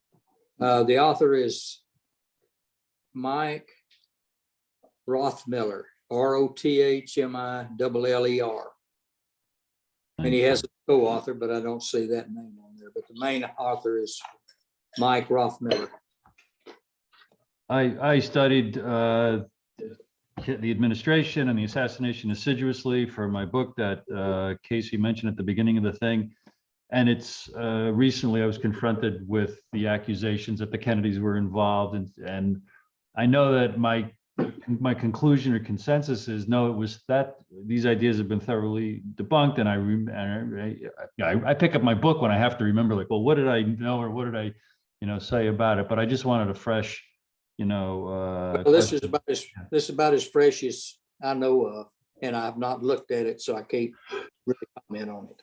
Right, and it's obviously going to try to make the point that Bobby was involved, like case closed by the two authors that recounts Peter Lawford's supposed alleged this, that, and the other thing. Just personally, I'm if I had to bet, I'm persuaded that they didn't have a hand in her death.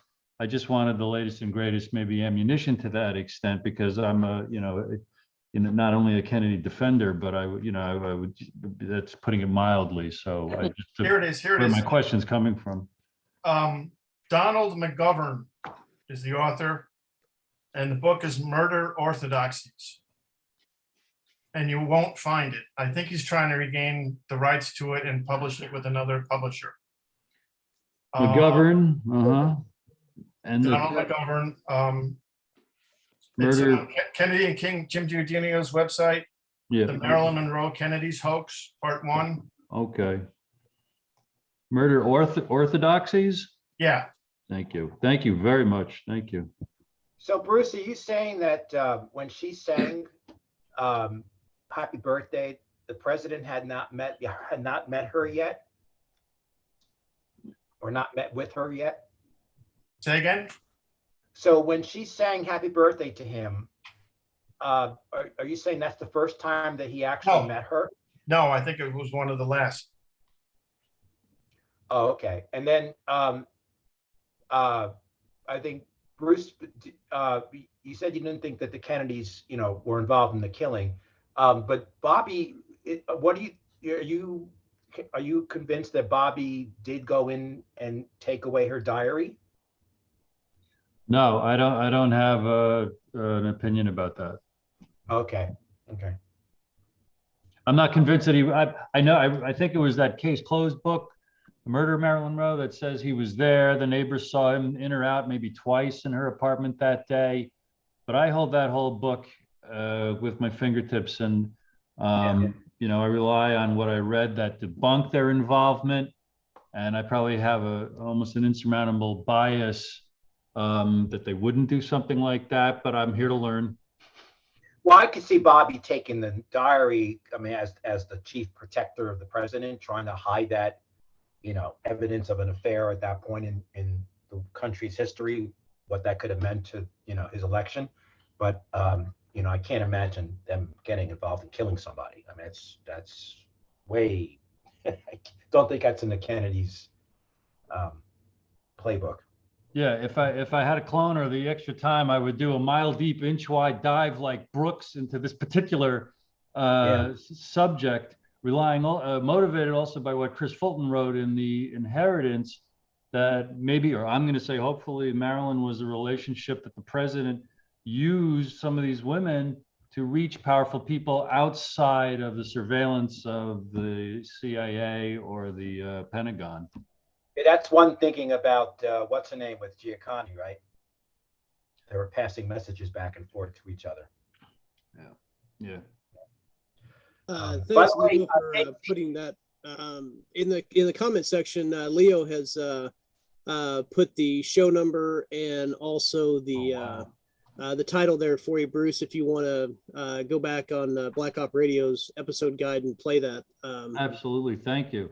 Yeah, well, that's a nice thing. I know today's your first day with us, Bruce, but definitely, this is part of the thing of getting together and sharing information and asking questions, because if somebody doesn't know something, then somebody else will, and we can converse back and forth. So it definitely definitely a good medium for us to get answers and ask questions. I'm very Kate, grateful. Yeah. another good book. I'm not sure if you can see it, Murder Inc. by James Johnston. Hold it up just a little higher. Yeah, there you go. Okay. So it's about the CIA. He thinks you have to get over his premise that Oswald was an agent of Castro. But there's a lot of really interesting stuff in here about the CIA, and he was a counsel to the church committee. And there's a lot of great footnotes here in this book. And he's got other good material about things that happened. You just have to ignore whenever he gets a chance, and he's helped us a little bit with our project. He kind of mainline, so he kind of where you can go either way on evidence, he always goes towards the Warren Commission.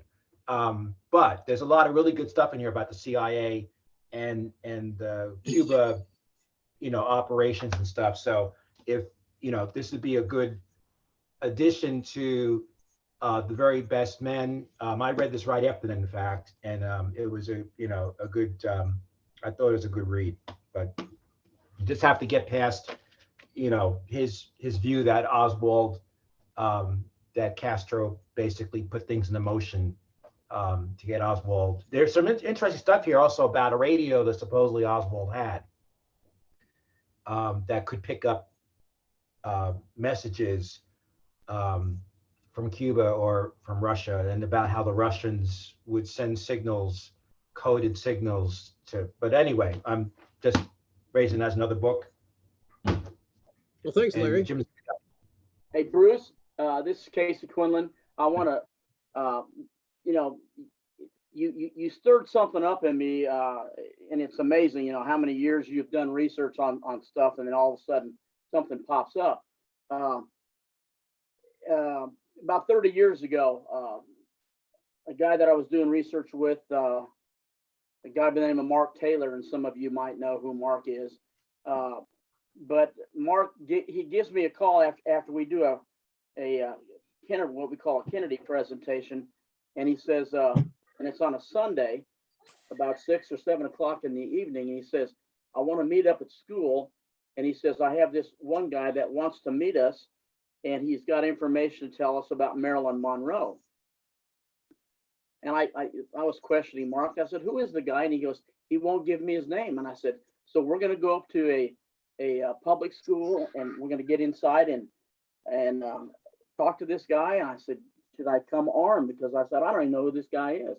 But anyway, long story short, we went up there and we sat down, talked to him, and I kept notes and everything, and I do have his name. But the thing of it is about his name is that I'm not even sure if it's really his name. But this is what he told us.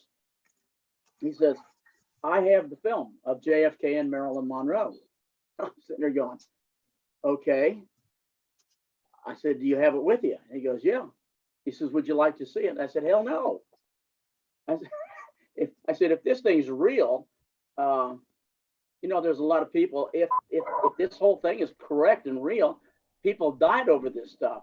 I said, who the heck are you? And he goes, I'm the one who shot the film. He says, I worked directly for the mafia, but the FBI hired me to get in and film JFK and Marilyn. Now, I'm going to have to agree with Joe on this, is the idea. I don't even think, and maybe you too, Bruce, I don't think JFK had any affair with her.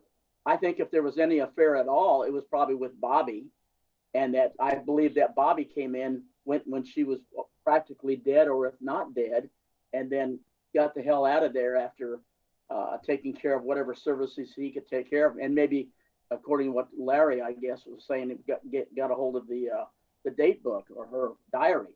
But I thought this guy that we talked to was really scuzzy, or I don't know who, I don't know how to say it, but I didn't believe anything he said. But I didn't sleep for the next 2 or 3 nights because I thought he was tied to the mafia. But again, I'm not really sure. And then he's just completely disappeared off the face of the earth. But he did tell me one thing, which I know David Knight is researching on this. He did say, and David, I haven't even told you this. He says, there's a lot of people in Kansas City that disappear, and I just said, okay, any city that they disappear. And he goes, well, there's a place where they burn bodies. And I kind of looked at him and I said, where's that? And he told me where it was, and I said, yeah, that's a landfill.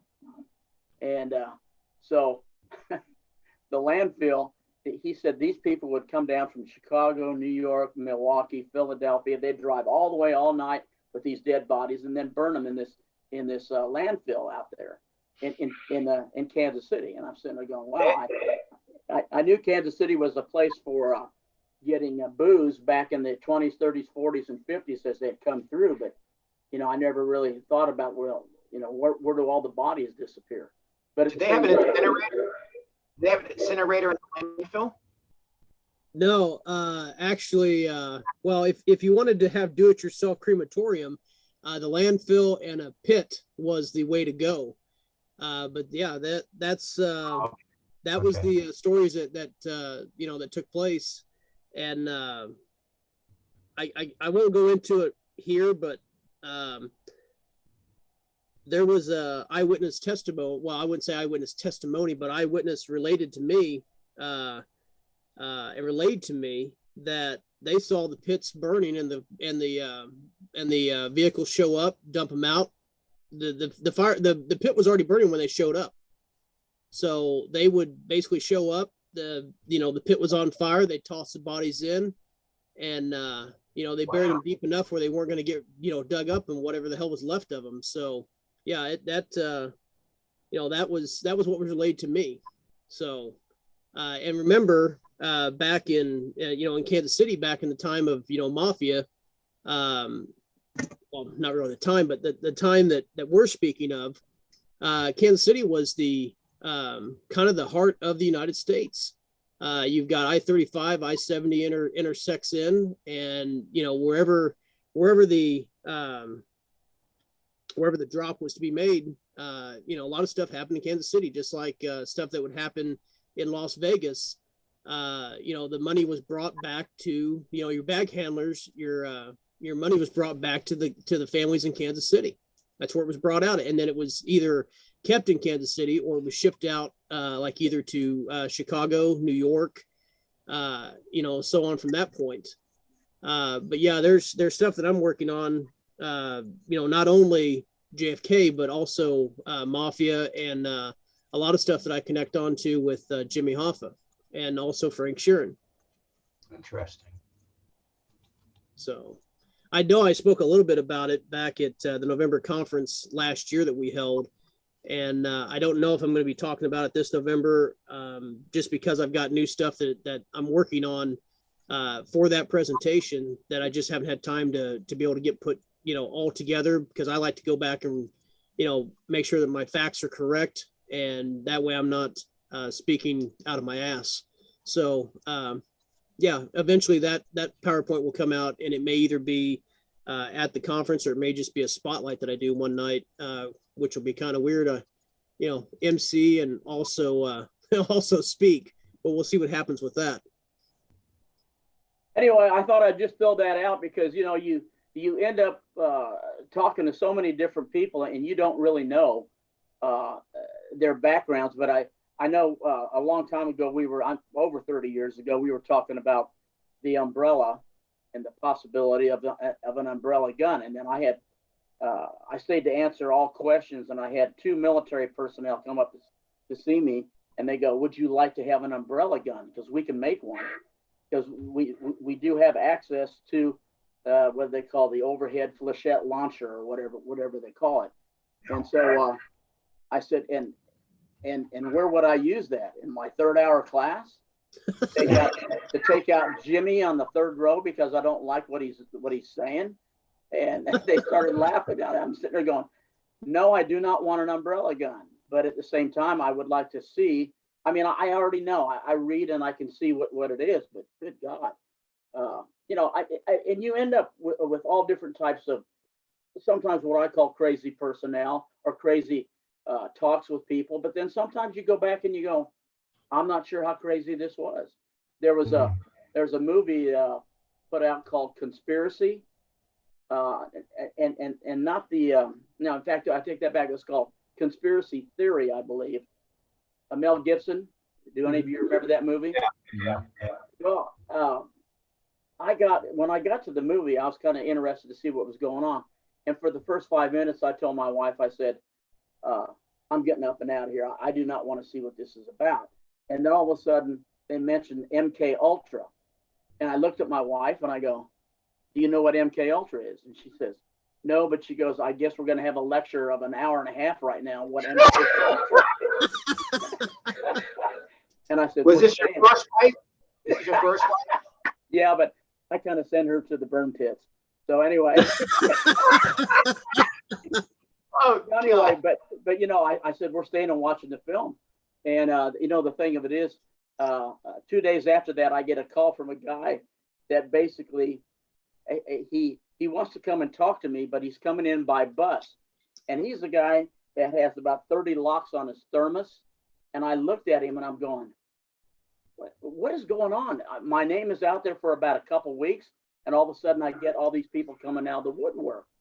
So I kind of put those things aside, but every once in a while, you know, something will bring it back up. And you guys got me to tell those stories. And I hadn't even told Dave about the burn pits, but he and I were talking about that for a long time. So just a lot of crazy things happen. Yes, they definitely do. Well, let's see. Did we just get Bart on here? Yeah, Bart's on here. How you doing, Bart? Yeah. Right. Thanks. It's been really busy. I had a job for 5 weeks. I've been in the hospital. I've been scanning. Scanning a lot. I scanned in so much Nosenko shit. It's just unbelievable. So yeah, Malcolm gave me a huge box, and I mean a huge box filled with folders. So I scanned them all in. There's a lot of stuff in there that isn't online once again. So, and now I'm doing I'm seeing him on Wednesday, and I'm going to do another interview. I'm going to throw that on YouTube as well. The first one's already on there, which I did about 6-7 weeks ago. There's an article on Malcolm coming out in Garrison. I'm about to submit that. Some good pictures with it as well that I all took while doing the whole process. And in Assassination Weekend, I'm going to release it. The first phase. I've got another year left because I had a good look at what I've got left. There's a fuckload left, and I'm not happy about that. So because it just keeps going on and on and on. I've been doing this for 3 years, rock solid. As far as I'm concerned, you JFK researchers can all fuck off. I really regret getting involved in any of this shit. So that's my mindset right now. I was even scanning in the hospital while I was just sitting there waiting with being on a drip as such. I'm going to take a break. I've got plenty of stuff that I went through and I've started to add to my papers already. I don't know when I'm going to finish the papers, but I'm going to stop scanning for at least 2 or 3 months. And depending on the speed I finish my papers, because all 4 of them are going to be released. I don't know whether it's going to happen by Assassination Weekend, but it won't be much later after that. So maybe Christmas is my second aim. And then I'll probably pick the archive up again as well. So, but I now have finally got an idea of what I have left. A year ago, I didn't have a clue. And it's only with the last 2 visits that it's become clear of how much is left to do. and there's a considerable amount. But what I am going to do is work in the background and tidying everything up, because this was what you call the project that wasn't planned at all, and it just kept going on and on and on. It was supposed to be about a 6 month job, and now it's almost 3 years in October. And there's a lot of stuff. I've already said all this before, so I hope a lot of people will be able to use it, because the width of the research and the subjects as such are just almost everything. There isn't any real subject that's really missing inside that archive. So I need to tidy up a bit, and then the first phase is basically going to be released during Assassination Weekend. My estimate is that there's about 130 to 140,000 pages in there. So, and that's probably about 15 to 16,000 PDF files. So that'll give everyone food to play with and to look at and to read at and so forth. So, and then after that, once the new year, there'll probably be weekly updates for at least the first 6 to 9 months, because what I looked at, what's left is quite a lot. So it's going to take me a full year to finish the whole thing off. So, How are you feeling? How am I feeling? Yeah, I'm all right. The thing with the hospital was just that I had a local infection, and that needed to be treated aggressively. So I was just inside the hospital, having the finest gourmet food. And I would lay on a ward with 3 other half-dead clowns. I swear to God, all they did was sleep. So that room was practically mine. And that related to the kind of health care you guys have in England there, with everyone gets universal health? Didn't cost me a cent, the whole thing. But you had to wait a while, right? And I walked out with 6 weeks of supplies of 2 types of antibiotics in pill form, loads of gauze for my foot, loads of tape, this, that, and the other. I just had 2 massive carrier bags full of stuff where you normally pay hundreds of dollars for. Basically, it's just given to me as such. If I ask them for more on something else, they'll give it to me. They don't care. So, yeah, and it's just all free. Plus, I called in beforehand, so I got seen relatively very quick. And they knew I was coming. So overall, yeah, it's all okay. So I felt great the next day already, because they just put you on 4 drips in every 24 hours. So it starts to work real quick, and everything's fine. So I did a bit of research. I've started to do bits of research. I've got a document from the HSCA. It's called a staff interview of James Hosty that is nowhere to be seen online anywhere. It's 82 pages of info that absolutely there's no info whatsoever about that document. So I'm really happy with that. Plus I went through, Hosty did 3 days interview with the church committee. So I've been looking into that as well. And that was very interesting, because he tells you in that, which was totaling 550 pages. So I had to go through these 550 pages basically to find the little tidbits that were dealing with the interrogations as such. There's loads of bits like that basically coming into my interrogation paper, because I found it at Malcolm, and that's why I basically paused as well, because the stuff is spread all over. You don't know what you're coming across. Every folder is different, and once in a while you come across a sheet of paper and you go, aha. So it was worthwhile waiting for it. But now that I've basically finished the warehouse collection, which is where Malcolm's old stuff was from Dallas, and the Cuban thing, and some early Washington stuff, but it was mostly all related towards the FBI and Secret Service, this, that, and the other. That's practically finished.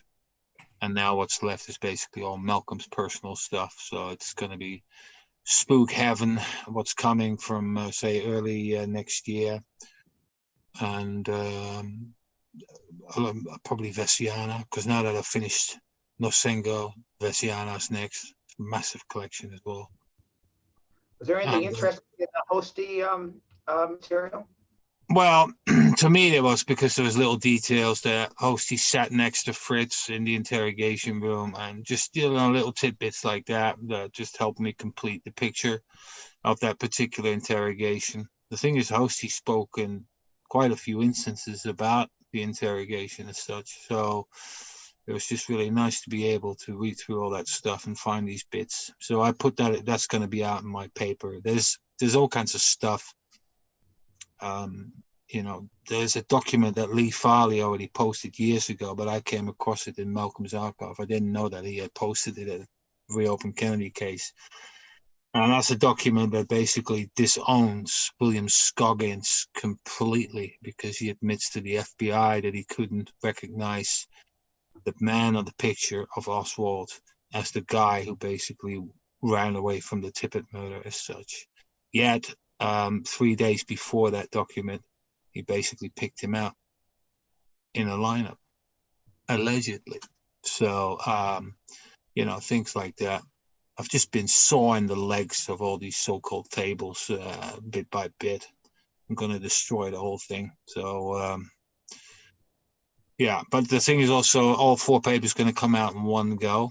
I'm not going to do it separate, so that's a bit of a challenge.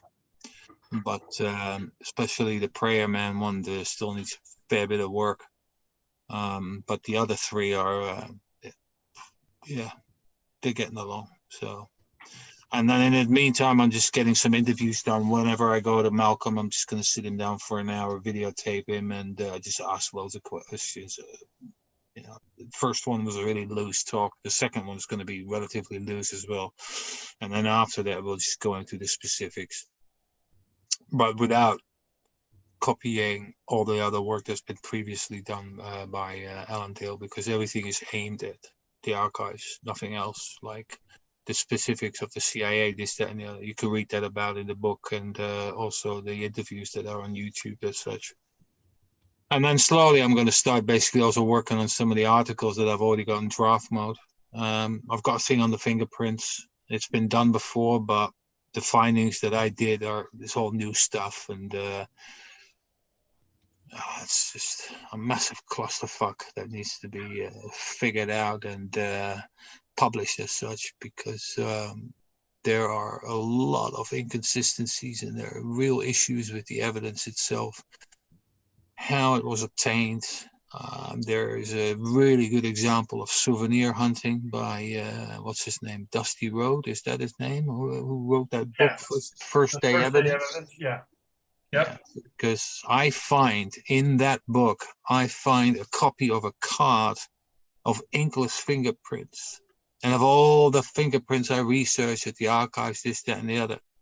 That set is nowhere to be seen, nor at the University of North Texas, nowhere else, anywhere else. And when the fingerprint cards are being put on display by Captain Doughty and Pete Barnes, when they're in the corridor, and then basically start showing both sets, I find other inconsistencies. It only seems that there's only one card that's been reproduced for the FBI and the Secret Service that have gone into the archives as such. No other copies of the other cards have been forwarded as such.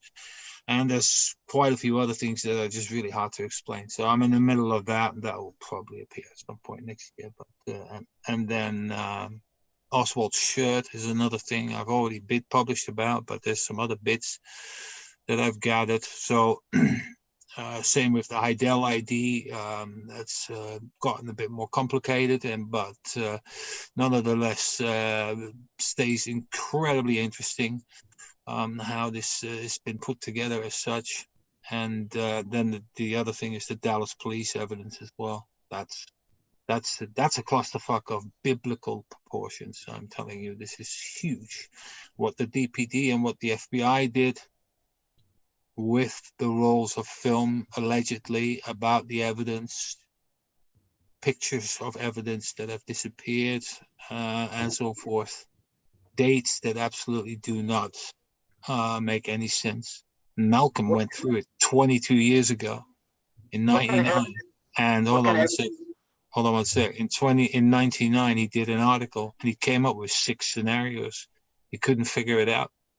So now I've got a stack of paper, which is, I'm not kidding, is about a good, yeah, it's a foot, almost a foot tall, which just deals with the evidence of the Dallas police and the FBI. It's an enigma. What happened in that, just the stuff that the FBI made disappear.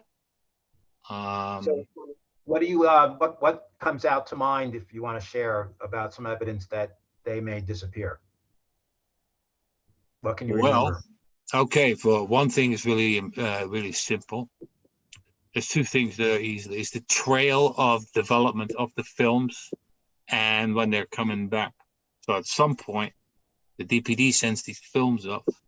Then the FBI says, you don't have to do that. We'll take films, we'll take images, and so forth. Then the FBI come in and say, there are 50-odd frames missing. Now, this is called a recorder camera. This is an idiot-proof thing. It's like, wind it, put the evidence underneath. Yeah, the camera's from the top. Press click, job done. Slide onto the next piece of evidence, wind up the release, bosh, job done. Next one. It was idiot proof. Malcolm's had one in his hands as well. He says it doesn't make any sense that all of a sudden in the middle of a film there are 50-odd frames that are not exposed, that are just basically completely blanked out as such. So now, are these pictures of Oswald's possessions? Yeah, that's what it is. So there's been messing around with the stuff big time. FBI got hold of the evidence really quick as well. It was in the middle of the night, right after the press conference. They already walked out of it. They only apparently named like, oh, we got half a dozen things.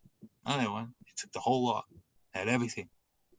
So that by itself is, you know what? There's nothing that's straightforward in this case. But if you start looking and you just, you find out the details and such, you just go, I can't believe they got away with it. But the only reason why they got away with it is because they hid all this stuff for so long. That's why.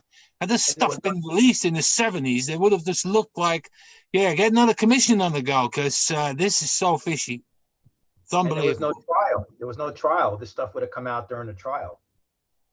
Some of it, yeah. The chain of evidence would have the flaws would have come out when they would have challenged the admissibility of this evidence. Number one reason why he was killed. Yeah, that's why he was killed. Right. Exactly. Yeah. So I got lots going on. I'm just taking my time, but yeah, I need a break from the scanning because especially April till now has practically been full on. I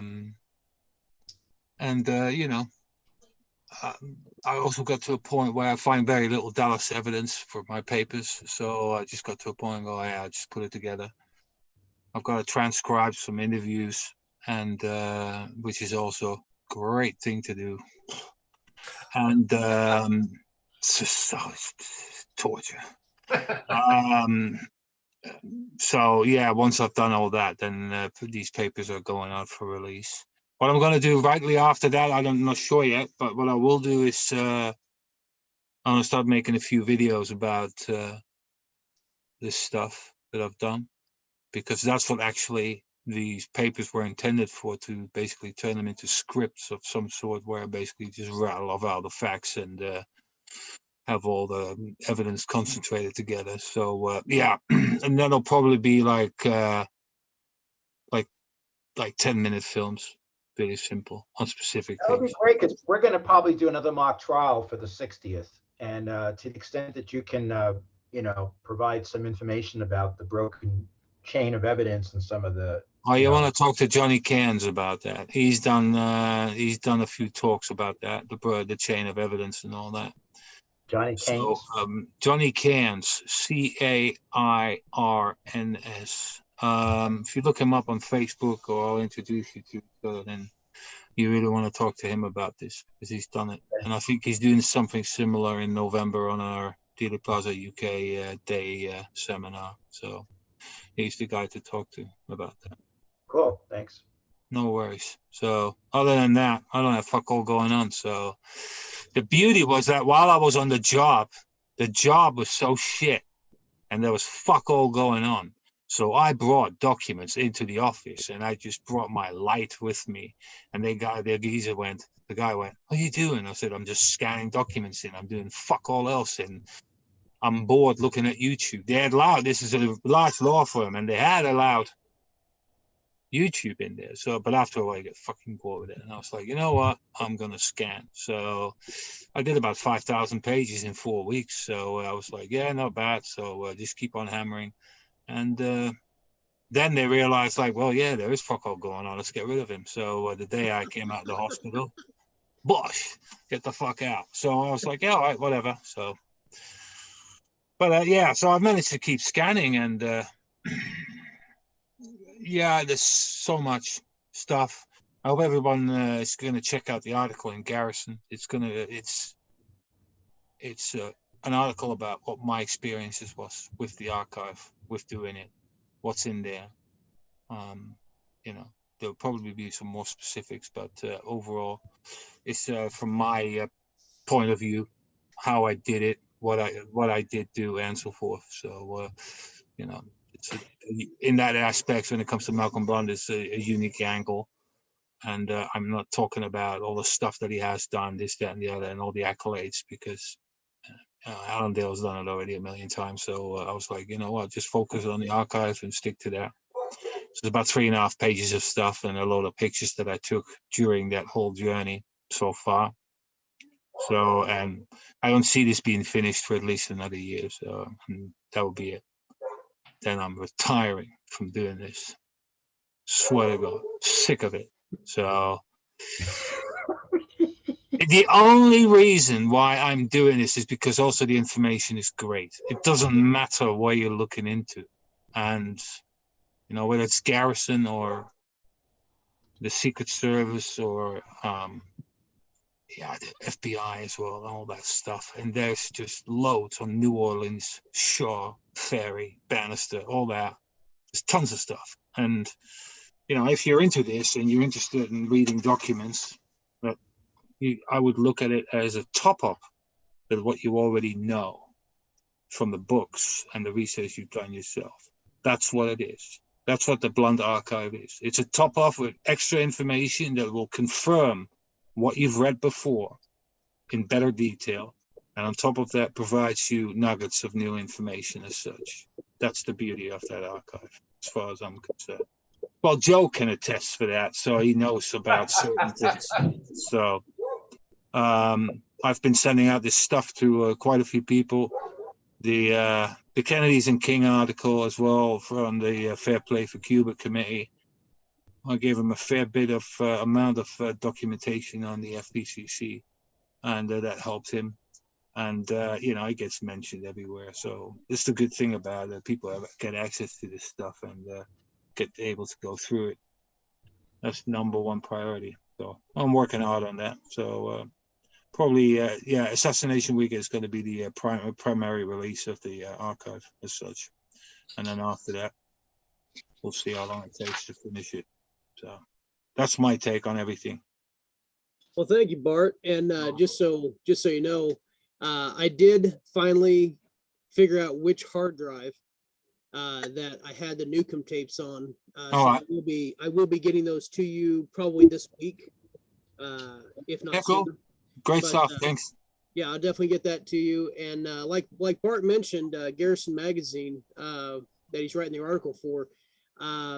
I don't know if there's anybody that doesn't already know about Garrison, but ST Patrick runs Garrison Magazine.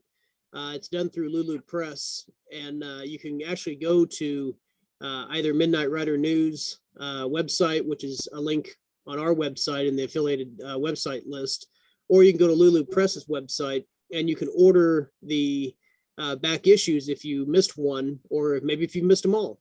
They have them in print magazine form, and then you can also order the PDF and get it immediately as soon as you check out.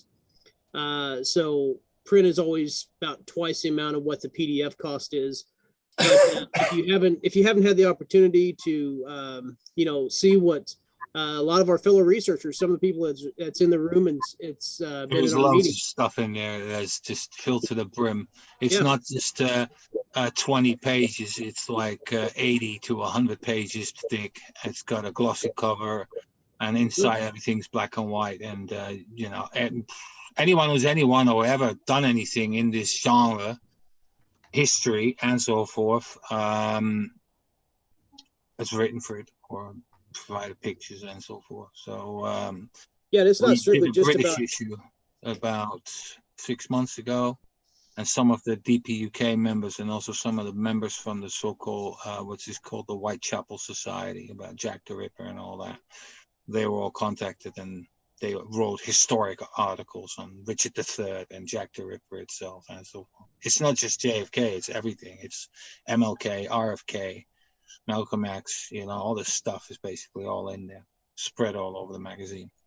Yeah, and there's a lot of great articles, and I know last year, I know me and Casey and Brian did one where we had our back-to-back articles together, and lots of great photographs, well-written articles.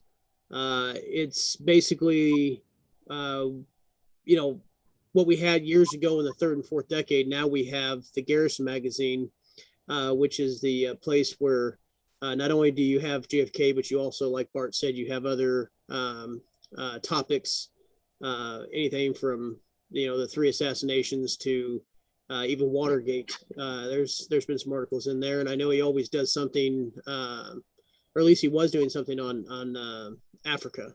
So yeah, definitely, like I say, lulupress.com or Midnight Rider News. And if you are a researcher and you would like to submit an article for the magazine, you know, he will usually take I've never seen him turn down anything, at least on my behalf, but you know, great place to submit your work and your theses and articles that you've written. Just that reminds me, you mentioning Watergate. Woody Harrelson from Cheers is in Albany, New York, and filming, doing a movie about Watergate. Really? And they're Now? yeah, within the last week. There's an old New York State education building which is across from the state capitol. There's a lot of columns in front of it, white steps, and it looks like a building you would see in Washington, D.C. So they're using that exterior for something to look like it's Washington, D.C. But he's been in town for most of the summer filming something about a movie about Watergate. So that'll come out in a year or two. But that was just odd that he was here doing that. Well, let me say something about St. Patrick. He's told me this year that when this issue comes out, it'll probably weigh a ton, because what Bart is saying, the number of articles and then the number of pages per article are going to be pretty well filled up, and it's probably going to look like an annual or something. But at the same time, it's all supposed to be on JFK, and I'm looking for a lot of really good articles in there. And I think Ed Tatro is going to put out one on Jack Ruby. And so a lot of good information comes out of that. And we really respect St. Patrick for putting this publication out, along with, and I do want to mention again, Russ Baker, for all the work that he has done to publish these things. And then all of the people who have done tremendous amounts of work of going through archival material. And that's Joe Backus. And that's, you know, the idea that Bart Camp and all these guys that spend a tremendous amount of time, that give people like us an opportunity to read these, hash through them, and then come up with any of the theories that we think are floatable on any type of water and type of situation. But it's good material and good opportunities to read some good, really good archival material and research. So thank you guys for doing that. You're welcome.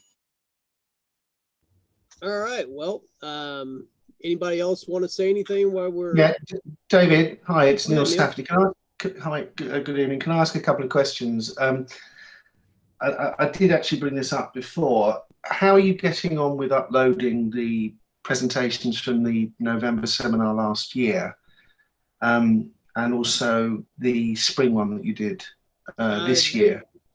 The November one is close to being done completely now. The spring one is probably about halfway finished. Yeah. And once those are done, like I don't know if I mentioned it at the last meeting, obviously they're gonna be available on USB flash drive. I'm not for sure if I'm gonna put them on Vimeo, so that way it would definitely save on shipping costs, especially overseas. Sure. They'll either be on like a Vimeo platform or something where even if I have to do the route of Google Drive again, which some of our stuff's available on that. But yeah, as soon as they're completely finished, and I am kind of a perfectionist, especially with Zoom, and I've explained this to a few people. The reason why it's taken so long to get them done is because when I film in person, you're filming, basically 1 hour presentations, individual files. When you start a Zoom recording, like say for the national, for the conference that we just, did this last 2 conferences, when I start like 8 o'clock in the morning, we don't finish until 6. You're talking about an incredible size of a video file. When you're trying to break that apart in order to keep the voice and, the mouth or the slide presentation in order, keeping it, tracking correctly. Sometimes you've got to basically split everything apart. You've got to split the speaker, the voice, and the presentation. So you're trying to link that was the biggest problem that I had with, starting out doing, because, when I first started doing Zoom with the conferences in November of last year, it was a learning curve to make sure that everything, looked correctly. Because even after I went back and looked at the final video, I'm sitting there going, okay, there's, even sometimes there's up to even a minute delay, and then people would get lost in the presentation. So that's why I went back. I went with the new software for video editing, just strictly for doing, the Zoom conferences. But I'm hoping that everything will be done, available before this November, before we do our next conference, November 13th and 14th. So just as soon as it's done, though, there'll be a big announcement on the website, and then it'll show how to, how you want to access it and get a copy. No, that's fair enough. It sounds like it's a horrendous syncing nightmare, basically. Yeah, I'll admit I miss being in person. Just main thing, I miss being in person. Not only the camaraderie, I mean, we have that here, obviously, but also the fact of it's a whole hell of a lot easier when you're putting the the films and the presentations together. It's just easier than going through taking a 10-hour video that's several gigs, and breaking that up into individual files. So. No, that's I think that's fair enough. And the second question, I know we've lost about a third of our researchers, some eminent ones. This is an open couple of questions. Does anybody know where I could get hold of either a hard copy of the Polk telephone directory for Dallas around 63 or 64? All I've managed to get hold of so far is a 61 directory from the Texas history portal, but obviously I'd like something more current than that. And secondly, has anybody here interviewed Adrian Hamby, or does anybody know if he's still alive? Well, as far as your first question, that's to everybody. Okay, well, as far as your first question, a directory, yeah, Texas Portal is a good one, but also, I know when me and Brian went to the Dallas Public Library, the stuff that they have, that's a good source to go to, and I can't remember for the life of me at the moment what her name was, but I was on a panel with her at Kappa back in 2019, and that would be a good opportunity. Maybe reach out to her at the like I say, the Dallas City Public Library, and see if they have something in their back room. I was actually at Kappa in 19. I do recall that panel, so I'll look at the itinerary for that. Yeah. Okay. Okay. Yeah, I would say check that out. And if I can, what I'll do, I'll get you a name and number and I'll email it to you. And see if by chance they may have something still. Yeah. Okay, that'd be great. It's just I can't find it anywhere. It's you know, that's a critical year.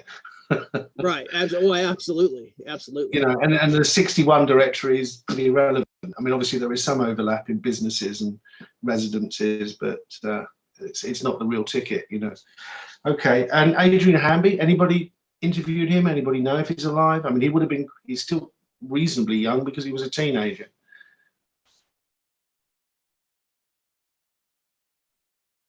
Refresh our memory, who was he?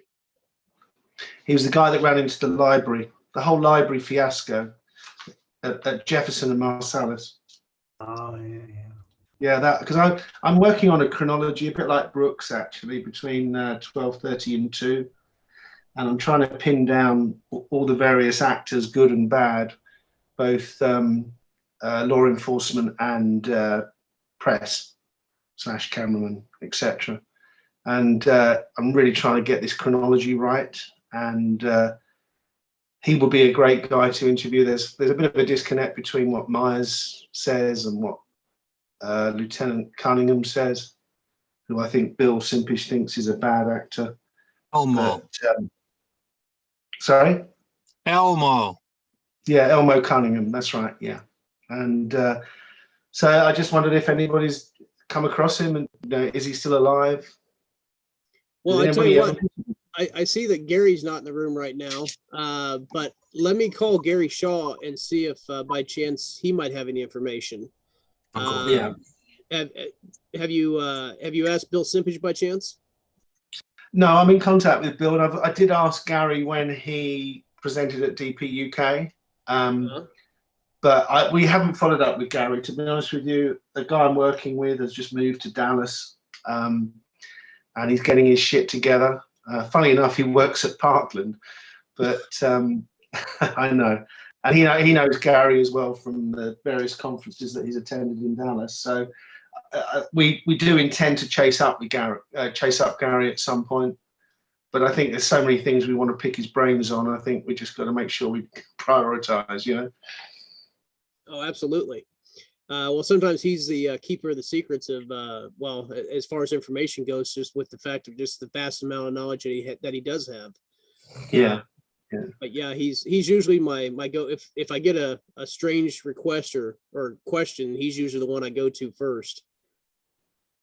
Do you know, David, any other eminent researchers that are Dallas based? I mean, I know Jeff Meek. I've spoken to Jeff, who's north of Dallas. Does anybody else know anybody that's still in that area? Matt Dowdit is in Dallas. Sorry, excuse me?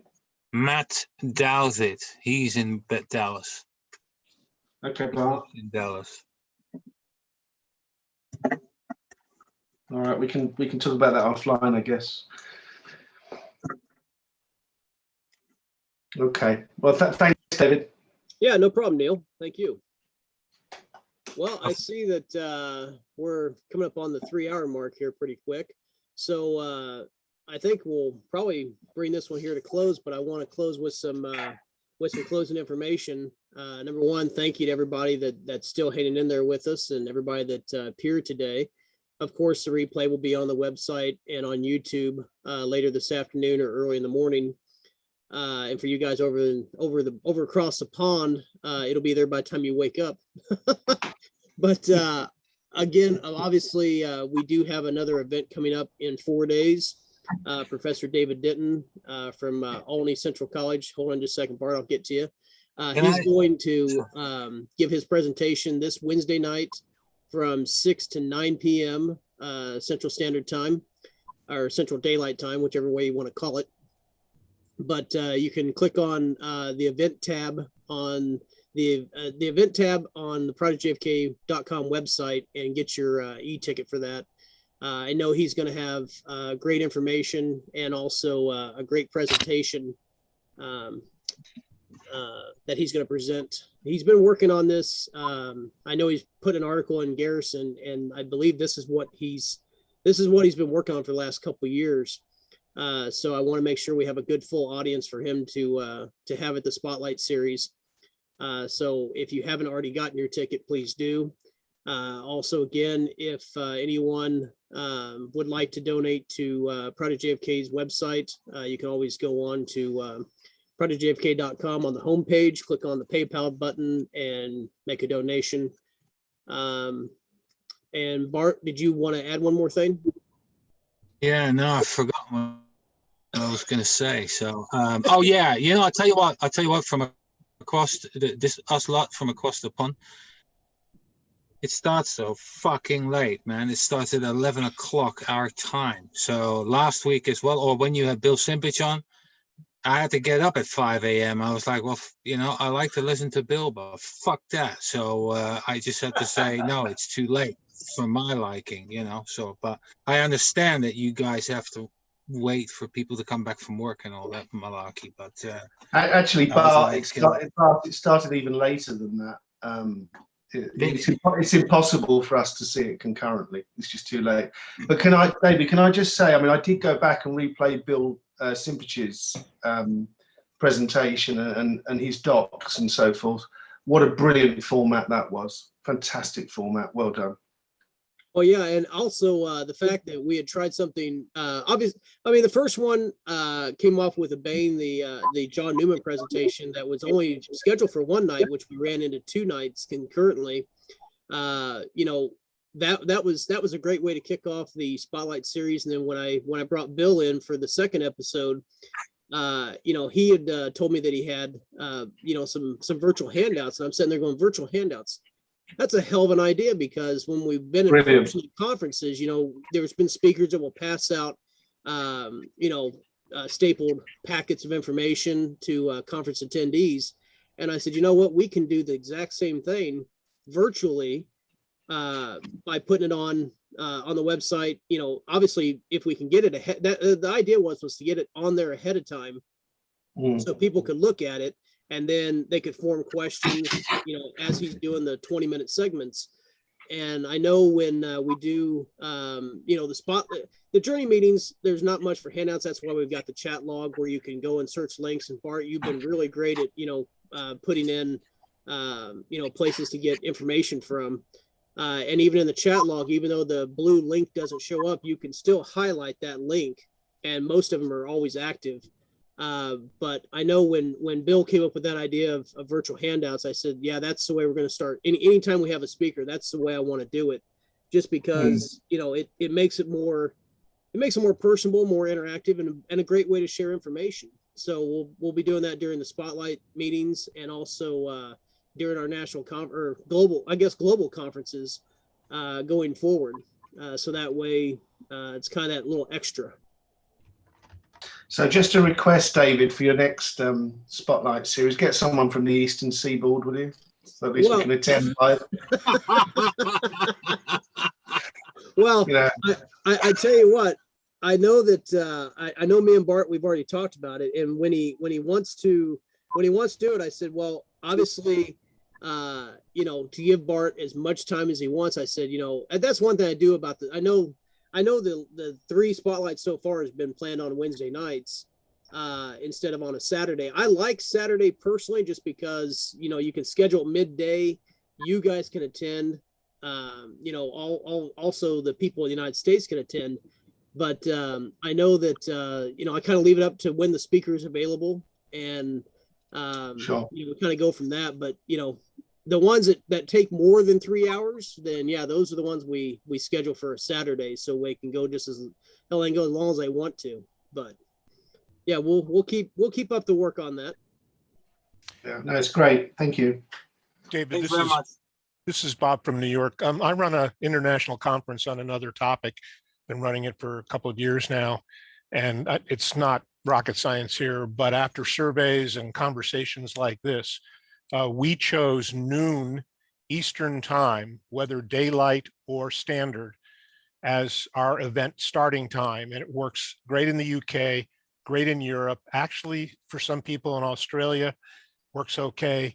Even those who are in the Middle East who join, and like places like even Singapore, it's, midnight or so. So when we tried to find that optimum thing that would serve everybody's needs, 12 noon Eastern seemed to be the sweet spot. And that's 1600 or 1700 UTC. And because daylight time changes in different parts of the country at different dates of the year. So just thought I would offer that. You probably are already aware of this. I'm sure you thought it through, but. It's a good idea. Yeah, that's great information, Bob. I know, well, that's like with the Spotlight series, I didn't want to do, or not Spotlight, but the Journey meeting. I didn't want to do it on a Sunday because, some people go to church, and obviously we've got, football going on. Go Chiefs. We need to make another run back to the Super Bowl 3rd time in a row. That'd be great.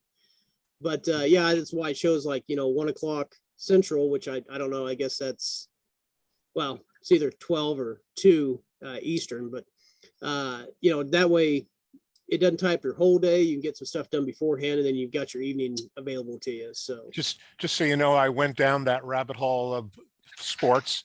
There's 3 things that factor into weekends: family time, faith-based activities, and sporting events. And so I explored the sporting events, and I decided to go with our events on Sunday impacting professional football, because I got such a backlash from people who were fanatic about college football. So you can't win. There's no win. It's the ultimate in compromise, even probably more intense than political compromise. Oh, absolutely. And that's one reason why, I thought of doing the replays on the website and on YouTube, just because, like you guys over, in the UK, at least if you do miss out, I try to make it available within, 12 hours or less of the actual event. I know that kind of sucks as far as if you have questions that you want to ask, but what's nice about it, you can always submit the questions to prodigfk@yahoo.com, and then I will forward them to the speaker with your contact so they can get back to you. And then we're more than welcome to, add an addition to a chat log if it's something that, wants to be added to it. So. But other than that, I think we're going to go ahead and bring this one to a close. Again, I hope to see everybody Wednesday night for Professor David Denton's presentation and Spotlight series.